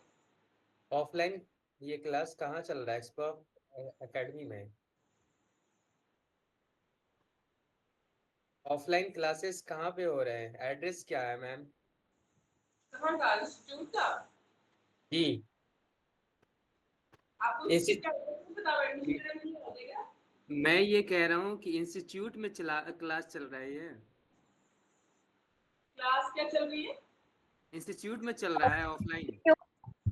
हाँ जी, इंस्टीट्यूट में ही हो रही है क्लासेस। क्लास चल रही ओके है, लाइव चल रही है ना। Okay okay. ये अभी लाइव क्लास है, फिर इसकी रिकॉर्डिंग भी आ जाती है यूट्यूब पे। अगर आपका आपको क्लास चाहिए हो ना, क्लास ऑनलाइन क्लास है, मे बी आपका कोई इंटरनेट एरर भी हो सकता है, तो आप वहां से भी देख सकते हो। ठीक है, ओके। तो पर्सनालिटी डेवलपमेंट हम बोलते हैं ना, है, साइकोलॉजिस्ट ने बोला है कि जब after birth personality development start हो जाती है। तो यहाँ पे हम ना दो तरीके की पर्सनालिटीज को डिस्कस कर रहे हैं साथ के साथ। एक हैप्पी को पर्सनालिटी, तो ना ओल्ड स्टेज में ना दो टाइप के आपको ओल्ड पीपल मिलेंगे। एक होते हैं जो बहुत चिड़चिड़े होते हैं, बहुत गुस्से वाले होते हैं, ठीक है, जो डांटते रहते हैं हर चीज में, गुस्सा गुस्सा भरा रहता है उनको। दूसरे रहते हैं बहुत हैप्पी गो लकी होते हैं, जो एंजॉय करते हैं, अपने दोस्तों के साथ भी खेल रहे हैं, नातियों के साथ भी हंस बोल रहे हैं, एंजॉय कर रहे हैं अपनी लाइफ को। ये दो टाइप के लोग होते हैं, ठीक है। तो अब हम देखेंगे कि एक जो ऐसे चिड़चिड़ी पर्सनालिटी हो गई और एक दूसरी जो हैप्पी गो लकी पर्सनालिटी है। तो ये पर्सनालिटी बनी कैसे? ये बनना शुरू हो जाती है एकदम आफ्टर बर्थ, बनना शुरू हो गई, ठीक है। पहला स्टेज होता है आपका पर्सनालिटी के बनने का ट्रस्ट वर्सेस मिसट्रस्ट। ये होता है 0 से बिल्कुल, ठीक है, 12 to 18 मंथ तक। इसमें क्या होता है, देखो एक बच्चा है, बर्थ हुई उसकी। अब अगर बच्चे को भूख लगी है, बहुत ऐसे बच्चा रो रहा है, उसको मिल्क नहीं मिल रहा, उसकी नैपी गीली है, कोई चेंज करने वाला नहीं है, बच्चा बहुत देर रोना पड़ रहा है बच्चे को अपनी नीड्स को पूरी करने के लिए, तो बच्चे में ना अपने आसपास के लोगों के लिए मिसट्रस्ट डेवलप हो जाता है। फिर उसको भरोसा नहीं कि ये कैसे लोग हैं, ठीक है ना, इतना उसको रोना पड़ रहा है अपनी बेसिक नीड्स को पूरी करने के लिए। फिर वो बच्चे में कहीं ना कहीं, ठीक है, मिसट्रस्ट, अपने अगल बगल के लोगों के लिए मिसट्रस्ट पैदा हो जाता है। अब वो रीजन कुछ भी हो सकता है, जरूरी नहीं कि माँ बाप जान के कर रहे हैं या फैमिली, हो सकता है माँ को कोई सीरियस इलनेस रहा हो, है ना, आफ्टर बर्थ है, ठीक है, उसे घर में कोई देखभाल करने वाला ना हो, साथ में कोई हेल्पर हो, वो ठीक से ना ध्यान रख रहा हो, बच्चे को माँ ज्यादा सीरियस हो, आईसीयू में हो, कुछ भी हो सकता है रीजन, पर बच्चे में तो एक मिसट्रस्ट डेवलप हो गया ना उसके आसपास के लोगों के लिए, तो ये चीज वहीं से शुरू होती है। दूसरा एक जो बच्चा रहेगा उसको हर नीड तुरंत पूरी की जा रही है, पूरा टेक केयर किया जा रहा है उसका, तो उस बच्चे में अपने अगल बगल के लोगों के लिए ट्रस्ट डेवलप होता है, वो भरोसा करता है, वो बच्चा भरोसा कर पाता है अपने अगल बगल के लोगों पे। तो पहला स्टेज तो ये होता है, ठीक है। दूसरे स्टेज में टॉडलर्स होते हैं, जैसे 18 मंथ से लेके 3 इयर्स तक। इसमें autonomy versus shame and doubt, ठीक है। अब जो बच्चा ट्रस्ट वाला है, सोचो जिसके आसपास लोग हैं, उसकी नीड पूरी हो रही है, वो तो बच्चा बिल्कुल ऑटोनॉमस होता है, उसको किसी को डिसीजन की जरूरत नहीं पड़ती। तुम कभी-कभी ना फ्री टाइम में जब अपने घर के बालकनी में होंगे, कभी देखना तो छोटे बच्चे खेल रहे होंगे ना उनके ग्रुप में, एक बच्चा होता है जो लीडर होता है, तुमको देख के पहचान में आ जाएगा, बोलता है चल यार ये गेम खेलते हैं, सब रेडी हो जाते हैं तुरंत, अच्छा कोई बात नहीं, वो अपनी बात मनवाना आता है उसको, अपने ग्रुप को, गैंग को, जो भी बोल लो, है ना, और बाकी सब फॉलोअर्स की तरह उसको फॉलो कर रहे होते हैं, होता है ना।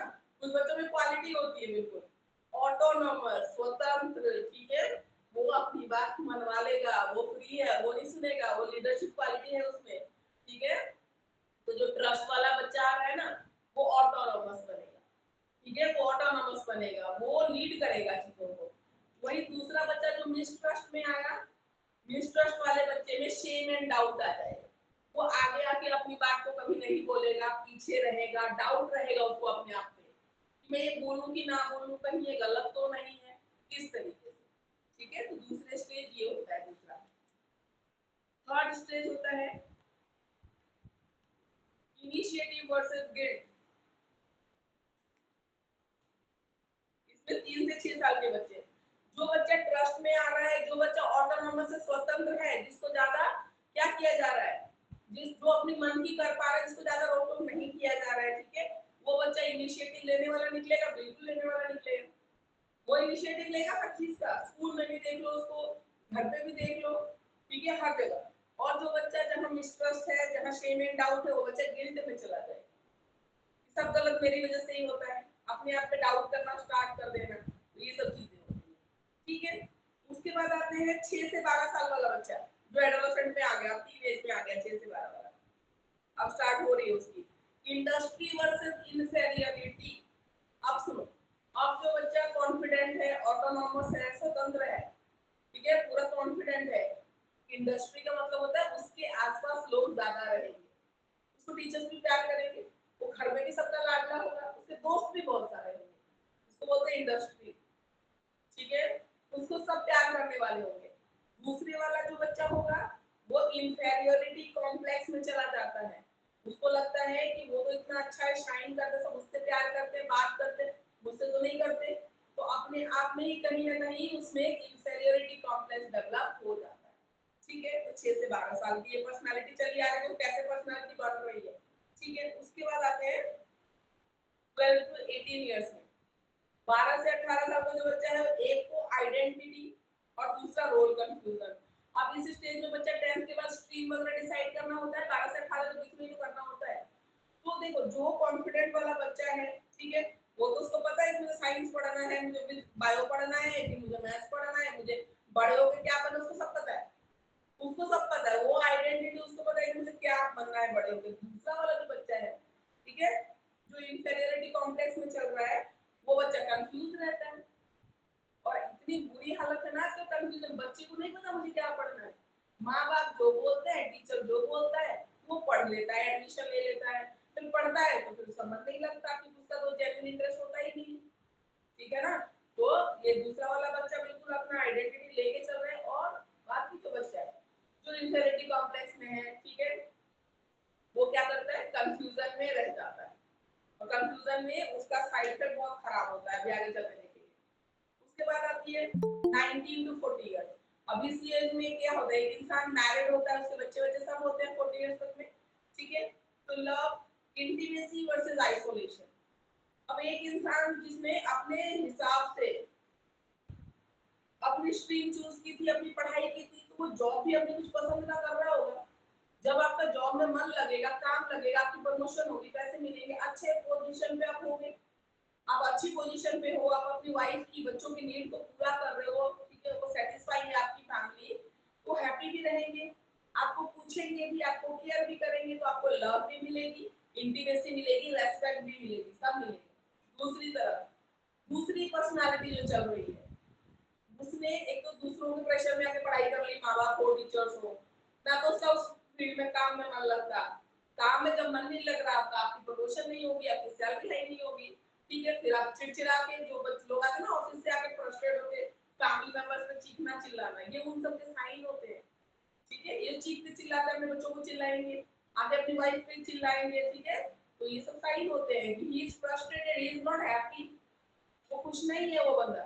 तो अगर घर पे आते ही आप चिल्लाने लगो बच्चों पे, वाइफ पे, तो वो भी क्या सोचेंगे, भाई तू ऑफिस में ही रहे, ठीक है ना, मत आ, तू घर मत आ, वो अच्छा है, तू दिन भर नहीं रहता, वो अच्छा है। ठीक है ना, क्यों है, ये इफेक्ट है। अगर आप ऑफिस से आके किसी को चीखोगे, चिल्लाओगे, कौन कौन पसंद करेगा, कोई भी सोचेगा कि अरे यार ये तो देखा, दिन भर तो ठीक था। वहां पे क्या है, सडनली धीरे धीरे धीरे आप आइसोलेटेड फील करना शुरू कर देते हैं। आपको लगता है यार कमा के तो मैं दे रहा हूँ, फिर भी मेरी फैमिली मुझे ऐसे ट्रीट कर रही है, तो आप धीरे धीरे आइसोलेटेड हो जाते हैं। ठीक है, तो ये है पर्सनालिटी का पार्ट है, फिर आप धीरे धीरे लोनली फील करना शुरू कर दोगे, ऐसा होता है। उसके बाद आते हैं 40 to 65 years, generativity versus stagnation. Generativity में आ जाता है, ठीक है, 65 इयर्स में आप थोड़े और बड़े हो गए, इतने में तो पोते पोतियां हैं, नाती नाती, बच्चों की भी शादी वादी हो जाती है स्टेज पे। तो जनरेटिविटी वाला जो पर्सन है, जो अच्छा इनकम था, जिसका अच्छी चल रही थी फैमिली, वो जनरेटिव है, वो अपनी लाइफ को एंजॉय कर रहा है, नई नई चीजें कर रहा है, सीख रहा है, खुश रह रहा है। जबकि दूसरा इंसान था जो आइसोलेटेड फील करता था, अब वो स्टैग्नेशन आ गया, ठहराव आ गया उसकी जिंदगी में, नया कुछ करना ही नहीं चाहता, कुछ नहीं करना चाहता। ठीक है, नया कुछ नहीं करना चाहता, तो उसकी पर्सनालिटी ऐसी होती है। ठीक है, उसके बाद लास्ट में आता है विजडम, जहां पे ego integrity versus wisdom. Ego integrity, जिस इंसान ने अपनी फैमिली सेटल कर रखी है, जो अपने अभी, ठीक है, पोते पोती हैं, जो भी बच्चे हैं, ग्रैंड चिल्ड्रन है, उनके लिए भी अच्छा कर रहा है, खुश भी रह रहा है। ठीक है, ईगो इंटीग्रिटी, उसको अपना सेल्फ रिस्पेक्ट है, अपनी रिस्पेक्ट खुद कर रहा है, तो दूसरा डिस्पेयर, हताशा में, निराशा में चला जाता है। ठीक है, बोलते हैं ना कि जब आप ओल्ड एज में आओ और अपनी चाय की कप लेके, न्यूज़पेपर लेके बैठो और अपनी लाइफ को पलट के देखो ना, तो एक सैटिस्फैक्शन आना चाहिए इंसान को, हर एक को अपनी लाइफ से। ठीक है, अगर वो नहीं आ रहा है तो मतलब लाइफ में आपने कुछ ना कुछ मिस कर दिया है। ठीक है, तो ऐसे ऐसे पर्सनालिटी डेवलप होती है। अब एक क्वेश्चन मेरा आपसे है, क्या कोलबर्ग ने जो स्टेजेस बताई हैं वो सबकी लाइफ में से सीक्वेंस में चलती है या बदल भी सकती है कोई स्टेज, बताइए।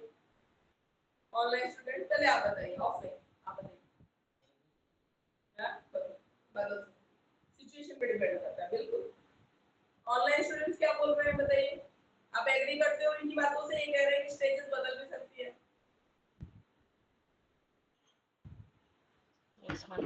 यस मैम, हर किसी की सिचुएशन पे डिपेंड करता है, किसकी मेंटल स्टेटस किस टाइप का है, उसकी थिंकिंग क्या है एंड उसकी करंट सिचुएशन जिस चीज में वो रह रहा है, जो उस पे इम्पैक्ट उसको पड़ रहा है। फॉर एग्जांपल उसकी फैमिली से, स्कूल से। बोलवर्क के स्टेजेस में तो हमने टीचर्स में किया, लेकिन जरूरी नहीं सबकी लाइफ एकदम एक जैसी चलती रहे सारे टाइम। अभी मान लो कोई बच्चा जो शेम एंड डाउट में चल रहा है, हो सकता है आगे उसको कोई ऐसे टीचर मिले जो उसको मोटिवेट करे, आगे लेके आए उसकी लाइफ में। कोई ऐसा मनोवंत लगे दूर रहते आप पास में रहने लगे, नेबर में कोई भैया हो, कोई भी हो सकता है, तो उस बच्चे को मोटिवेट करते, इंटरेस्टेड करते किसी चीज के लिए, उसकी पूरी पर्सनालिटी बदल जाए। होता है, बहुतों को हमने देखा है, जो अपने स्कूल में हमारे फ्रेंड्स हैं, कुछ जो नहीं बोलते थे, अब देखो कितना अच्छा और ऐसी जॉब कर रहे हैं, इसमें बोलना ही बोलना है। तो ऐसा नहीं होता। तो लाइफ में किसी भी स्टेज में एक इंटरचेंज वाली सिचुएशन, जो अच्छा वाला भी बुरे में जा सकता है, बुरा वाला भी अच्छे में आ सकता है। जो बच्चा बहुत अच्छा था, हो सकता है वो भी चला जाए, उसका भी डाउनफॉल हो जाए। ठीक है, तो जरूरी नहीं है, पर एक जनरल है चीज कि हाँ, अगर सब नॉर्मल रहा तो चीजें ऐसे चलती हैं। ठीक है, आई बात समझ में कैसे पर्सनालिटी का डेवलपमेंट होता है। यूनिट 1 में तो आपने कुछ मुझे और नहीं बताया था। यूनिट 2 में आपने बताया था Gardner's theory of multiple intelligence. ठीक है, तो वो देख लेते हैं।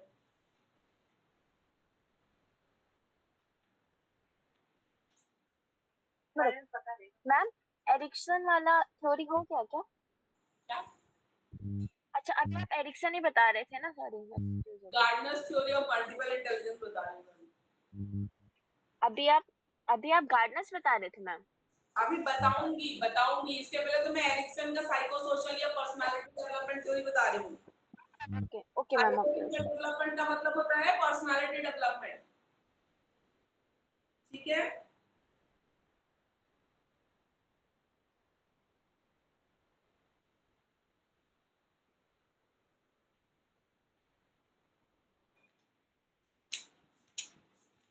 Gardner's theory.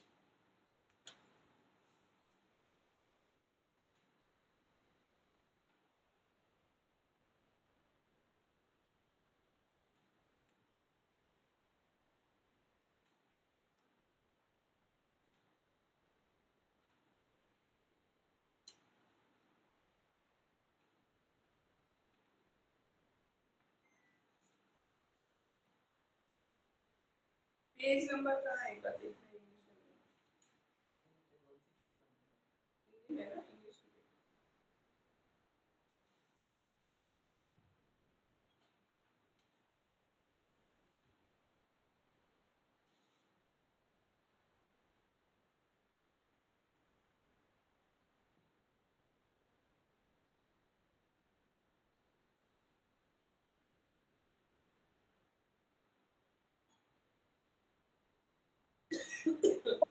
Page number 99।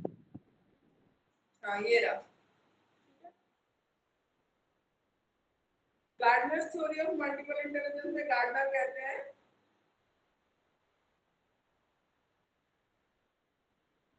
जो इंटेलिजेंस है ना, ठीक है, वो एक ही नहीं होती, अलग अलग चीजों के लिए ना अलग अलग टाइप की इंटेलिजेंस होती है, इसको हम मल्टीपल इंटेलिजेंस बोलते हैं। ठीक है, गार्डनर ने ये चीज बोली। तो उसमें उन्होंने 7 टाइप ऑफ इंटेलिजेंस के बारे में बताया है। ठीक है, देखिए क्या क्या होता है। पहले होता है विजुअल एंड स्पेशियल इंटेलिजेंस। ठीक है, विजुअल एंड स्पेशियल इंटेलिजेंस, इसमें क्या होता है, आप चीजों को ना बहुत अच्छे तरीके से विजुअलाइज कर पाते हैं। ऐसे लोग जो मैप्स को, चार्ट्स को, ग्राफ्स को बहुत अच्छे से समझ सकते हैं, प्लस गैप्स को बहुत अच्छे से समझ सकते हैं, स्पेस को कैसे यूटिलाइज करना है वो बहुत अच्छे से समझ सकते हैं। जैसे इंजीनियर्स हैं, इतनी बड़ी बड़ी बिल्डिंग्स बनाते हैं, डैम्स बना रहे हैं, ब्रिजेस बना रहे हैं, तो क्या वो बना के थोड़ी देख सकते हैं कि ऐसे ब्लॉक है जोड़ के बना दिया फिर तोड़ के हटा दिया? नहीं, तो उनको कहीं ना कहीं माइंड में पूरा विजुअलाइजेशन करना पड़ता है बिना बनने से पहले। कितना बड़ा पिलर होगा, कितनी बड़ी ब्रिज होगी, इतना हाइट मुझे रखना है, इसे विजुअलाइजेशन होता है। और कितने स्पेस में कितनी चीज बनेगी, कितना स्पेस लगेगा बनने में, तो हमने बनाया नहीं। तो ये सब कुछ चीजों को बोलते हैं spatial, visual and spatial intelligence इसको बोलते हैं। जैसे मान लो सबसे स्पेशियल इंटेलिजेंस का सबसे बड़ा एग्जांपल, आप गाड़ी लेके जा रहे हो, अगला भी जैसे गाड़ी लेके आ रहा है, कभी भी होता है गैप बहुत कम होता है, आपका ये अंदाजा लगा लेना कि इस गैप से मेरी गाड़ी निकल जाएगी ना, that is called spatial intelligence. तो बहुत आप एक सिंपल सेंटेंस में आप स्पेशियल इंटेलिजेंस समझ सकते हो कि क्या होता है। ठीक है, उसके बाद आते हैं ऐसे लोग कैसे होते हैं। ऐसे लोगों को रीडिंग राइटिंग पसंद होती है, ठीक है, पजल्स को सॉल्व करना पसंद होता है, पिक्चर इंटरप्रेट करना, ग्राफ को समझना, चार्ट को समझना पसंद है इन लोगों को। ठीक है, ड्राइंग, पेंटिंग और विजुअल आर्ट्स पसंद करते हैं, क्योंकि आर्किटेक्ट होते हैं, इंजीनियर्स होते हैं, तो ड्राइंग वगैरह करते हैं। ठीक है, पैटर्न्स को आसानी से समझ सकते हैं। जैसे मैंने बोला आपको कैरियर चॉइसेस में क्या आता है, ये अच्छे आर्किटेक्ट बन सकते हैं, आर्टिस्ट बन सकते हैं और इंजीनियर भी बन सकते हैं। लिंग्विस्टिक वर्बल इंटेलिजेंस मतलब जिनको लैंग्वेज की नॉलेज बहुत अच्छी होती है। ठीक है, वर्ड लैंग्वेज, राइटिंग, कैसे बात करनी है, कौन से वर्ड्स यूज करने हैं। बात देखो हर कोई कर रहा है, लेकिन किसी की बात सुनते हैं ना, हम ऐसे सुनते हैं कि सुनते रहे, सुनने का मन करता है ना, वो भी तो वही लैंग्वेज यूज कर रहे हैं, हिंदी इंग्लिश जिससे भी हम सुन रहे हैं, चार लोग कोई चीज को बोल रहे हैं, बोलने का तरीका होता है जो हमें मन करता है कि नहीं सुनते रहो। ठीक है ना, ये चीज होती है। तो जिसको लैंग्वेज की बहुत अच्छी कमांड है, नॉलेज है, ऐसे लोग क्या होते हैं, पोएम वगैरह लिखते हैं। ठीक है, remembering written and spoken information बहुत जल्दी याद कर लेते हैं, रीडिंग राइटिंग एंजॉय करते हैं। ठीक है, डिबेट वगैरह करते हैं, अच्छे से स्पीच वगैरह अच्छे से दे सकते हैं, अच्छे से एक्सप्लेनेशन कर सकते हैं। ठीक है, humour when telling story, story telling की इतनी अच्छी होती है, ह्यूमर का यूज करते हैं। स्टोरी टेलिंग में तो बोरिंग हो जाएगी अगर आप कंटिन्यूअसली सुनाते रहोगे। ठीक है, थोड़ा सा ह्यूमर जरूरी होता है। ऐसे लोग राइटर बन सकते हैं, जर्नलिस्ट, लॉयर, टीचर। ठीक है, ये सब। लॉजिकल मैथमेटिकल इंटेलिजेंस आपको पता है, अपना लॉजिक यूज कर रहा है, मैथमेटिकल इंटेलिजेंस को गार्डनर ने भी बोला और बाकी बहुत सारे साइकोलॉजिस्ट ने बोला है कि मैथमेटिकल इंटेलिजेंस बिल्कुल अलग चीज है। जरूरी नहीं कि कोई बच्चा अगर हर सब्जेक्ट में अच्छा है ना तो मैथ्स में भी अच्छा होगा, नहीं, जरूरी नहीं है।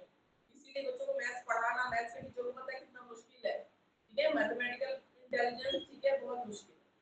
और इंटेलिजेंस कहीं ना कहीं इनहेरिटेड भी होती है, ये भी हमने देखा है, आपने पढ़ा होगा इंटेलिजेंस को। ठीक है, तो अगर इनहेरिटेड ही नहीं है तो टीचर कितना भी एफर्ट डालेगा वो नहीं कर पाएगा। ठीक है, तो लॉजिकल मैथमेटिकल इंटेलिजेंस, ऐसे लोग प्रॉब्लम सॉल्विंग को उनको अच्छा लगता है, मैथ अच्छा लगता है, प्रॉब्लम सॉल्व करना अच्छा लगता है। ठीक है, एब्स्ट्रैक्ट आइडियाज सोचना उनको पसंद है। ठीक है, साइंटिफिक एक्सपेरिमेंट करना पसंद रहेगा और कॉम्प्लेक्स कंप्यूटेशन मतलब डिफिकल्ट मैथ्स के प्रॉब्लम सॉल्व करना पसंद रहेगा। ये लोग बनते हैं scientist, mathematician, computer programmer, engineer, accountant.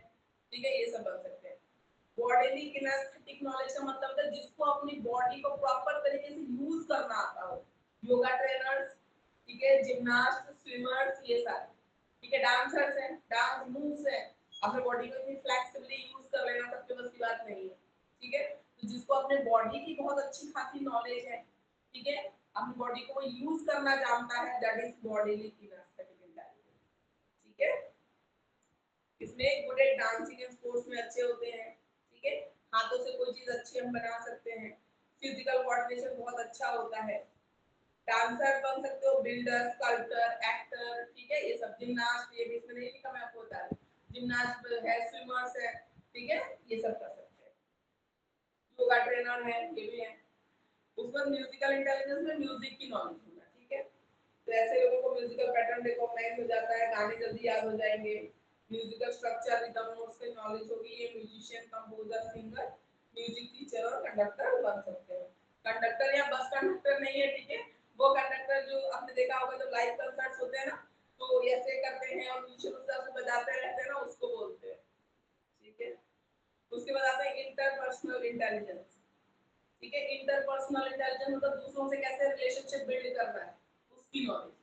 ठीक है, उसकी नॉलेज, इसको बोलते हैं इंटरपर्सनल रिलेशनशिप। तो ऐसे लोग बात करने में बहुत अच्छे होते हैं। रिलेशनशिप एस्टैब्लिश कैसे करोगे जब बोलोगे ही नहीं किसी से, तो आपकी communication skills must be very good. ठीक है, आपको नॉन वर्बल कम्युनिकेशन भी बहुत अच्छा होना चाहिए और वर्बल भी बहुत अच्छा होना चाहिए। पॉजिटिव रिलेशनशिप बनाना आना चाहिए दूसरों के साथ, और ग्रुप्स के कॉन्फ्लिक्ट, झगड़े निपटाना। अब देखना, फ्रेंड्स का एक ग्रुप होता है ना, उसमें आपस में लड़ लेते हैं, एक ना एक कॉन्फ्लिक्ट सॉल्वर जरूर होता है जो दोस्तों की लड़ाइयों को खत्म करता है, समझाता है एक दूसरे को। तो पोटेंशियल कैरियर चॉइस में साइकोलॉजिस्ट वो बात करेंगे, काउंसलर जो होते हैं वो बात करते हैं, फिलोसोफर्स होते हैं वो बात करते हैं, सेल्स पर्सन, पॉलिटिशियन, ठीक है, ये सब भी है। फिर इंट्रापर्सनल इंटेलिजेंस, इंट्रापर्सनल इंटेलिजेंस होता है अपने आप को बहुत अच्छे से जानना, इंटरपर्सनल होता है एक दूसरे को, इंट्रा होता है अपने आप को जानना बहुत अच्छे से। देखिए अपना इमोशनल स्टेट क्या है, मुझे क्या पसंद है, मेरे लिए क्या वैल्यूज है, फीलिंग्स है मेरी क्या है, क्योंकि लोग अपने आप को ही नहीं समझ पाते हैं। बहुत बड़ी प्रॉब्लम है आजकल की दुनिया को। तुम बाद में समझना, पहले खुद को तो समझो, तुम क्या हो, तुम्हें क्या पसंद है, तुम्हें कौन सी चीज हैप्पीनेस देती है, किस चीज से तुम सैड होते हो, दुखी होते हो, तुम्हें अच्छा नहीं लगता, पहले वो तो सीखो तुम। ठीक है, तो बच्चों को आजकल वही नहीं पता। ऐसे लोग अपनी स्ट्रेंथ और वीकनेस को एनालाइज कर सकते हैं बहुत अच्छे से। ठीक है, थ्योरी आइडियाज को एनालाइज करना इनको पसंद है। सेल्फ अवेयरनेस पूरी होती है बिल्कुल, अपने आप को जब जानते ही है अच्छे से। ऐसे लोग फिलोसोफर बनते हैं, राइटर बनते हैं, साइंटिस्ट, थ्योरिस्ट, ये सब। ठीक है, नेचुरलिस्टिक इंटेलिजेंस में, ठीक है, नेचुरलिस्टिक इंटेलिजेंस में तो 7 टाइप है, पर ये तो मैंने ऐड एक वाला भी ऐड कर रखा है।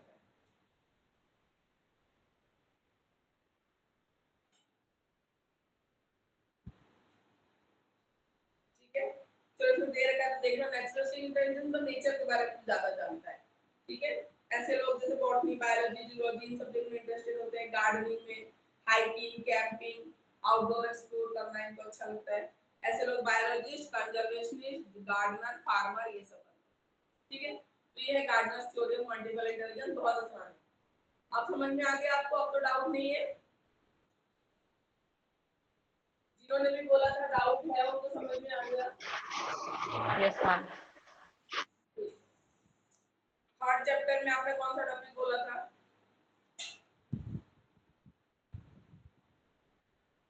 टॉलमैन साइन लर्निंग थ्योरी बोली थी ऐसे किसी ने। मैम ब्रूनर्स थ्योरी जो नहीं समझ में बोली थी। बता दीजिएगा। ठीक है, चलो उसको डिस्कस करते हैं। कुछ और हो तो बताना। मैम इसमें ना कंस्ट्रक्टिविज्म और ब्रूनर्स डिस्कवरी लर्निंग भी बता दीजिएगा। Ma'am constructivism Brunner's discovery learning क्या कह रहे हो? Brunner's discovery learning ma'am. Your voice is not clear. Please repeat. Brunner's discovery learning and constructivism भी एक बार रिपीट कर दीजिएगा मैम। कंस्ट्रक्टिविज्म नहीं पता? And Brunner's discovery learning. Constructivism कह रहे हो ना एक्सप्लेन करने के लिए, और कौन सा कह रहे हो? Brunner's discovery learning. ठीक है, कंस्ट्रक्टिविज्म देखो देखो, कंस्ट्रक्टिविज्म तो बहुत इंपॉर्टेंट है। ये तो जब आप बड़े हो जाओगे, मतलब बड़े क्या हो जाओगे, मतलब जब टीचिंग में जाओगे, ठीक है, तो भी कंस्ट्रक्टिविज्म से रिलेटेड आपकी टीचर ट्रेनिंग वगैरह होती है, ये चीज होती है ना, तो आपको कंस्ट्रक्टिविज्म तो आपको पता ही होना चाहिए। चलो देखते हैं, चलो कंस्ट्रक्टिविज्म कर लेते हैं पहले। कंस्ट्रक्टिविज्म क्या होता है?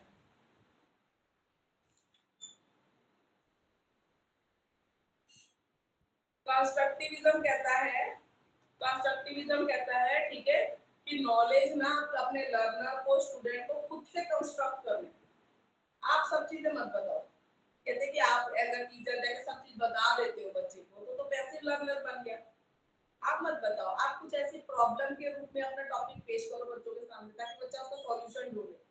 सॉल्यूशन ढूंढते ढूंढते वो जो इंफॉर्मेशन गैदर करेगा ना, उससे उसको उस टॉपिक की नॉलेज होगी। जिसको बोलते हैं नॉलेज कंस्ट्रक्ट करना। नॉलेज आप बना रहे हो, पैसिव लर्नर या लिसनर नहीं बना रहे हो आप अपने बच्चे को। ठीक है, जिसको बोलते हैं कंस्ट्रक्टिविज्म। जैसे प्रिंसिपल्स ऑफ कंस्ट्रक्टिविज्म क्या होता है? Learning is the search for meaning, कुछ ढूंढना। जैसे प्रॉब्लम की तरह, जैसे मुझे पढ़ाना है एसिड रेन साइंस में, तो मैं डायरेक्टली नहीं एसिड रेन नहीं बताऊंगी कैसे बनता है, क्या बनता है। मैंने उनको एक case study they the, the colour of Taj Mahal is faded day by day. ठीक है, फाइंड आउट द रीजन। तो बच्चा जाएगा गूगल ऐप, ऐसा नहीं, आप रेफरेंस बुक भी बता दो कि बेटा लाइब्रेरी में ये बुक है, ठीक है, you can go there and search this book for your answer.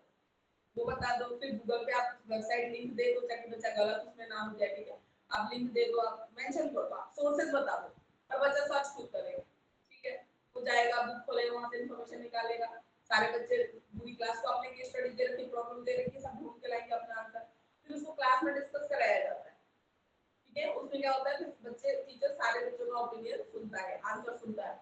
फिर जहां जो बच्चा गलत होता है उसका करेक्शन किया जाता है। ठीक है, उसके बाद सारे आंसर्स को समराइज करके फिर लास्ट में टीचर एक्सप्लेन कर देता है। इसको बोलते हैं नॉलेज को कंस्ट्रक्ट करना। आ रही बात समझ में? ठीक है, यहाँ पे आपका लर्नर पैसिव लर्नर नहीं है, वो एक्टिव लर्नर है, उसने खुद एक प्रॉब्लम का आंसर सॉल्यूशन ढूंढना है और जो कि वो कभी भूलेगा भी नहीं। आप हर एक क्लास में पढ़ाओ तो बच्चा सुन के भूल जाएगा, पर इसको ढूंढने के लिए बच्चे ने इतनी मेहनत की है ना, वो नहीं भूलेगा। ठीक है, तो ये meaning requires understanding wholes as well as parts, मतलब ओवरऑल उस क्वेश्चन को समझना, उसके डिफरेंट डिफरेंट पार्ट्स को समझना। ठीक है, दोनों चीजें होती है।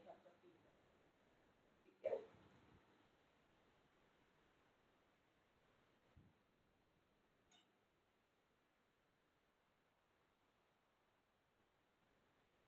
the purpose of learning is to construct his or her own meaning, not memorizing. ठीक है, not memorizing the things.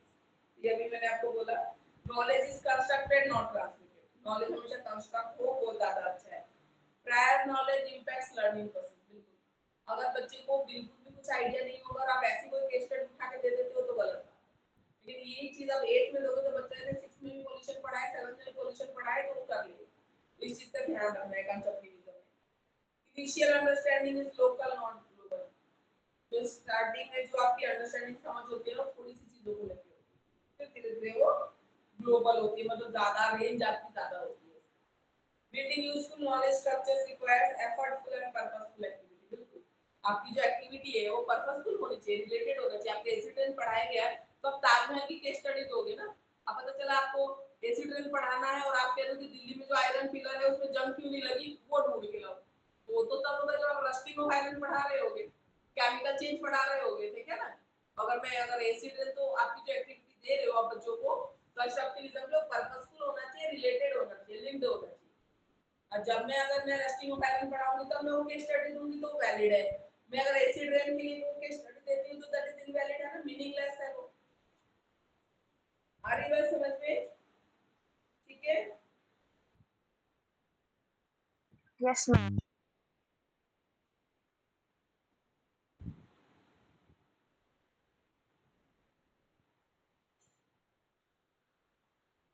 Brunner's discovery learning देखिए।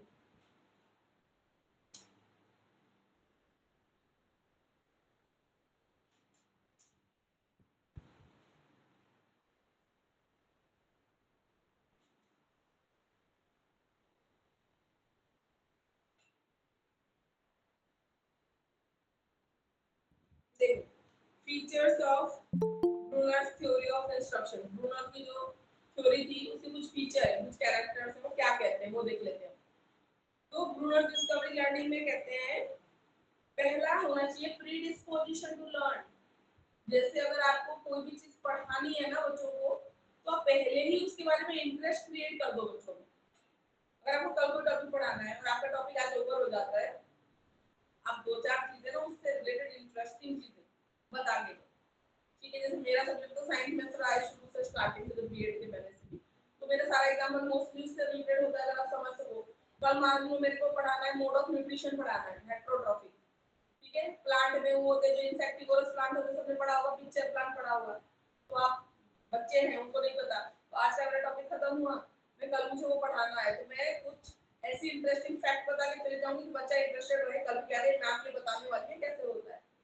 ठीक है ना, तो ये चीज प्रीडिस्पोजिशन टू लर्न, पहले ही आप अपने लर्नर को क्यूरियस करके रखो उस चीज के लिए जो आपको पढ़ाना है।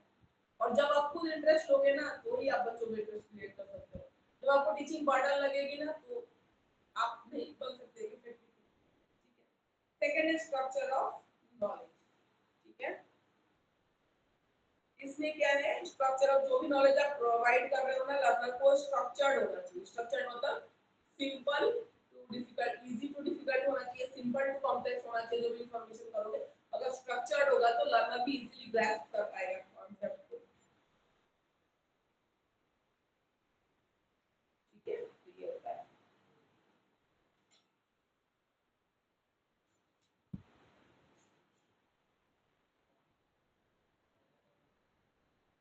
कैटेगराइजेशन, ठीक है, ब्रूनर ने क्या किया है,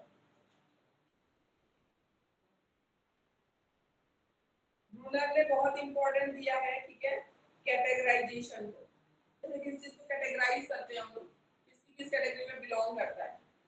ठीक है। तो इन्होंने बहुत इंपॉर्टेंट है कैटेगराइजेशन को, तो उन्होंने माना है, ठीक है, perception, conceptualization, learning, decision making and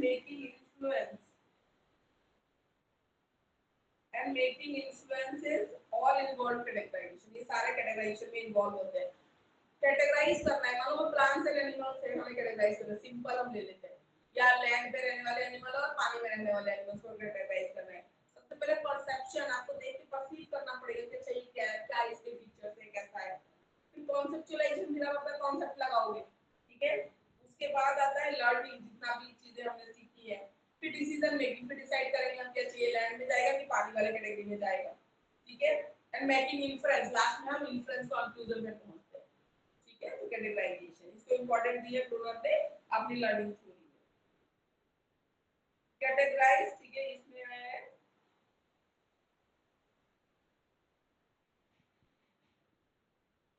इसमें देखो क्रिटिकल कुछ एट्रीब्यूट्स है कैटेगराइजेशन के लिए, ठीक है। किसी उसके लिए किसी ऑब्जेक्ट को किसी कैटेगरी में डालने के लिए कुछ क्रिटिकल एट्रीब्यूट्स होते हैं, ठीक है।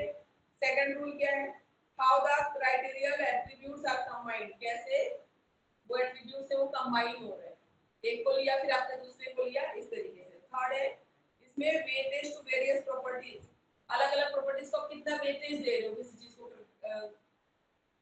कैटेगराइज करने के लिए, वेटेज कितना दे रहे हो।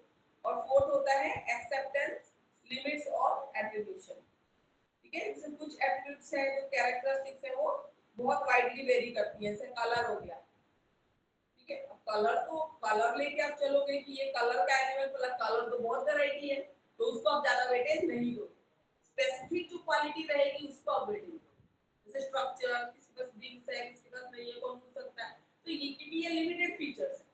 अब कुछ एट्रीब्यूट है कैरेक्टर जो बहुत वैरायटी ऑफ रेंज में प्रेजेंट है, अगर वैसे एट्रीब्यूट्स को आप लोग कैटेगराइजेशन के लिए तो हम करते रह जाएंगे कलर के हिसाब से, तो देखना पड़ता है हमें किसको वेटेज देना है, किसको नहीं देना है, ठीक है। उस पर ब्रोनर ने तीन उसके रिप्रेजेंटेशन के तीन मोड्स बताए हैं, एक होता है इनएक्टिव, एक होता है आइकॉनिक, एक दूसरा होता है सिंबल, ठीक है। इसमें क्या होता है, एनकोड करना, डिकोड करना सुना होगा आपने, दो टर्म सुने होंगे जब कम्युनिकेशन हम पढ़ते हैं कहीं भी, एनकोडिंग एंड डिकोडिंग, ठीक है। एनकोड करना मतलब जो चीजें आप बोल रहे हो उसको सुनना, डिकोड करना जो हम समझ जाते हैं, दैट इज डिकोडिंग, ठीक है। तो इनएक्टिव वाले स्टेज में ब्रोनर ने बोला है इसमें जितने भी एक्शन बेस्ड इंफॉर्मेशन है ना उनको एनकोड किया जाता है और अपनी मेमोरी में स्टोर कर लिया जाता है, ठीक है। जैसे मूवमेंट ऑफ मसल मेमोरी, एक बेबी सीख रहा है हाथ पैर हिलाना, उसको पता है कि कोई टॉय है वो जाएगा भाग के, तो ऐसे ऐसे करूंगा तो मेरे होल्ड में आ जाएगा, एक बार करेगा, दो बार करेगा, धीरे-धीरे उसको याद हो जाती है ये चीज, है ना। तो वो क्या कर लेता है, उसको बोलते हैं हम इनएक्टिव, इनएक्ट कर लेना, ठीक है, एनकोड कर लेना उस चीज को। आइकॉनिक होता है जहां पे इंफॉर्मेशन स्टोर्ड विजुअली स्टोर्ड होती है in the form of images, ठीक है। आइकॉनिक में इमेजेस की फॉर्म में इंफॉर्मेशन स्टोर हो जाती है हमारे दिमाग में, ठीक है। तो सिंबॉलिक, जो सिंबल्स की फॉर्म में, आपको आज ड्राइविंग लाइसेंस चाहिए ना, तो आपको वो रूल ट्रैफिक वाला टेस्ट पास करना पड़ेगा, ठीक है। ड्राइविंग टेस्ट आपको पास करना पड़ेगा, उसके लिए आपको एक बड़ा सा वो दे देते हैं, चार्ट से पढ़ के आओ, पता है कि ये पढ़ के जाओ, पूछेंगे पास कर, तो बहुत सारे सिंबल्स होते हैं, रोड सिंबल्स होते हैं, हॉस्पिटल से हेड है, स्पीड ब्रेकर है, आप पढ़ के जाते हो, याद कर दो, दैट इज सिंबॉलिक। सिंबल्स क्या डिनोट कर रहा है, ठीक है। मैथ्स में ये थीटा क्या डिनोट करता है, ठीक है, सिग्मा क्या डिनोट कर रहा है, लैम्डा क्या डिनोट कर रहा है, तो सब सिंबॉलिक होता है, ठीक है ना, सिंबल। तो सिंबल को देख के समझ रहा है, द फॉर्म ऑफ सिंबल ये स्टोर होती है हमारे दिमाग में, ठीक है। तो ये है सारा ब्रूनर डिस्कवरी लर्निंग, ठीक है। तो ब्रूनर डिस्कवरी लर्निंग यही कहता है कि डिस्कवर लर्निंग को डिस्कवर करो, ठीक है। पैसिव लर्नर बन के सुनने की जरूरत नहीं, अपने आप तुम डिस्कवर करो कि ये क्या है, क्या चीज है, ठीक है, डिस्कवरी लर्निंग। तो इसमें भी कंस्ट्रक्शन की बात बोली जाती है, लर्निंग नॉलेज को कंस्ट्रक्ट करने की बात बोली जाती है, इसलिए कंस्ट्रक्टिविज्म से रिलेटेड है ये टॉपिक आपका ब्रूनर डिस्कवरी लर्निंग, ठीक है।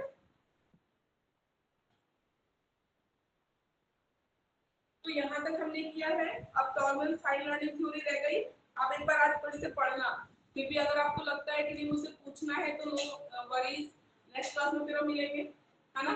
तो नेक्स्ट क्लास में आप कंटेम्परेरी वाला पेपर लेके बैठना, पहले मैं इंपॉर्टेंट क्वेश्चन ऐसे टिक कराऊंगी, उसके बाद जो डाउट्स होंगे वो डिस्कस करेंगे, ऐसे ही करेंगे जैसे हमने आज किया। इस पेपर में सिर्फ टॉलरेंस साइन लर्निंग के अलावा किसी को कोई डाउट था तो बताइए, और डाउट क्लियर हुए नहीं हुए वो भी बताइए। जिनको डाउट था फिर मेरे समझाने के बाद अब क्लियर है आपको? Yes ma'am. मैम कल आप एक बार मार्जिनलाइजेशन वाला टॉपिक डिस्कस कर दोगे? क्या बात है, बोलिए, सही से बोलिए, क्लियर नहीं आ रही है, बस बोलिए। मैम कल आप एक बार मार्जिनलाइजेशन वाला टॉपिक डिस्कस कर दोगे? कौन सा टॉपिक? मार्जिनलाइजेशन वाला। मार्जिनलाइजेशन? Yes ma'am. मार्जिनलाइजेशन तो बहुत कॉमन टॉपिक है। मैम लाइक उसमें क्या क्या कंपोनेंट्स होंगे? ठीक है, मान लो एक सर्कल है, ठीक है, तो सेंटर में वो लोग आते हैं ना जिनकी इंपॉर्टेंस ज्यादा है, जिनको ज्यादा पूछा जाता है, जिनका नंबर ज्यादा है, ठीक है, उसमें आ जाता है मेल, अदर कास्ट और हायर कास्ट है हमारी सोसाइटी के, वो आ जाते हैं, और ऐसे लोग जो सिटीज वगैरह में रह रहे हैं, रीजनल, उसके हिसाब से देखें तो मार्जिन में कौन चला गया? जो ट्राइबल लोग हैं, जो उससे कनेक्टिविटी नहीं है, जहाँ टेक्नोलॉजी नहीं है, चीजें, ट्राइबल लोग चले गए। फिर एससी एसटी चले गए, जो नंबर में कम है, जो माइनॉरिटी है वो चले जाएंगे, ठीक है। उसके बाद विमेन चली जाती है, क्योंकि हमारी इंडियन सोसाइटी पैट्रियार्कल सोसाइटी है, ठीक है, पितृ प्रधान समाज है, पुरुष प्रधान समाज है, तो विमेन को हमेशा मार्जिन पे रखा गया है, किनारों पे रखा गया है। इसको बोलते हैं मार्जिनलाइजेशन। आपको समझ में आई बात? मार्जिनलाइजेशन होता क्या है? किनारे पे चले जाना, सोसाइटी की मेन स्ट्रीम से हटके ना किनारों पे चले जाना, सेंटर में ना रह पाना, ठीक है, इसको बोलते हैं मार्जिनलाइजेशन। अब उसमें इस बुक में दिया गया है कि एससी एसटी के सिचुएशन को इंप्रूव करने के लिए सरकार ने क्या क्या किया, कॉन्स्टिट्यूशन में क्या है, ठीक है, वुमेन के ऐसे इंप्रूवमेंट के लिए क्या क्या किया गया, ये सब चीजें हैं, ठीक है। आ रहा है आपको थोड़ा समझ में? कॉन्सेप्ट अगर आ रहा है तो आप इसको एक बार रीड करो, समझ में आ जाएगा। Okay ma'am. ठीक है, टॉलरेंस साइन लर्निंग थ्योरी के अलावा और तो कुछ नहीं रह गया आपका? और कुछ रह गया क्या आपका?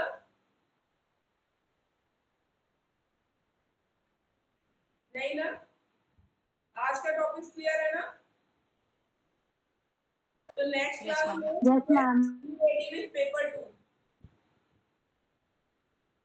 In next class, be ready with paper 2 for important questions and discussing the doubts. Okay?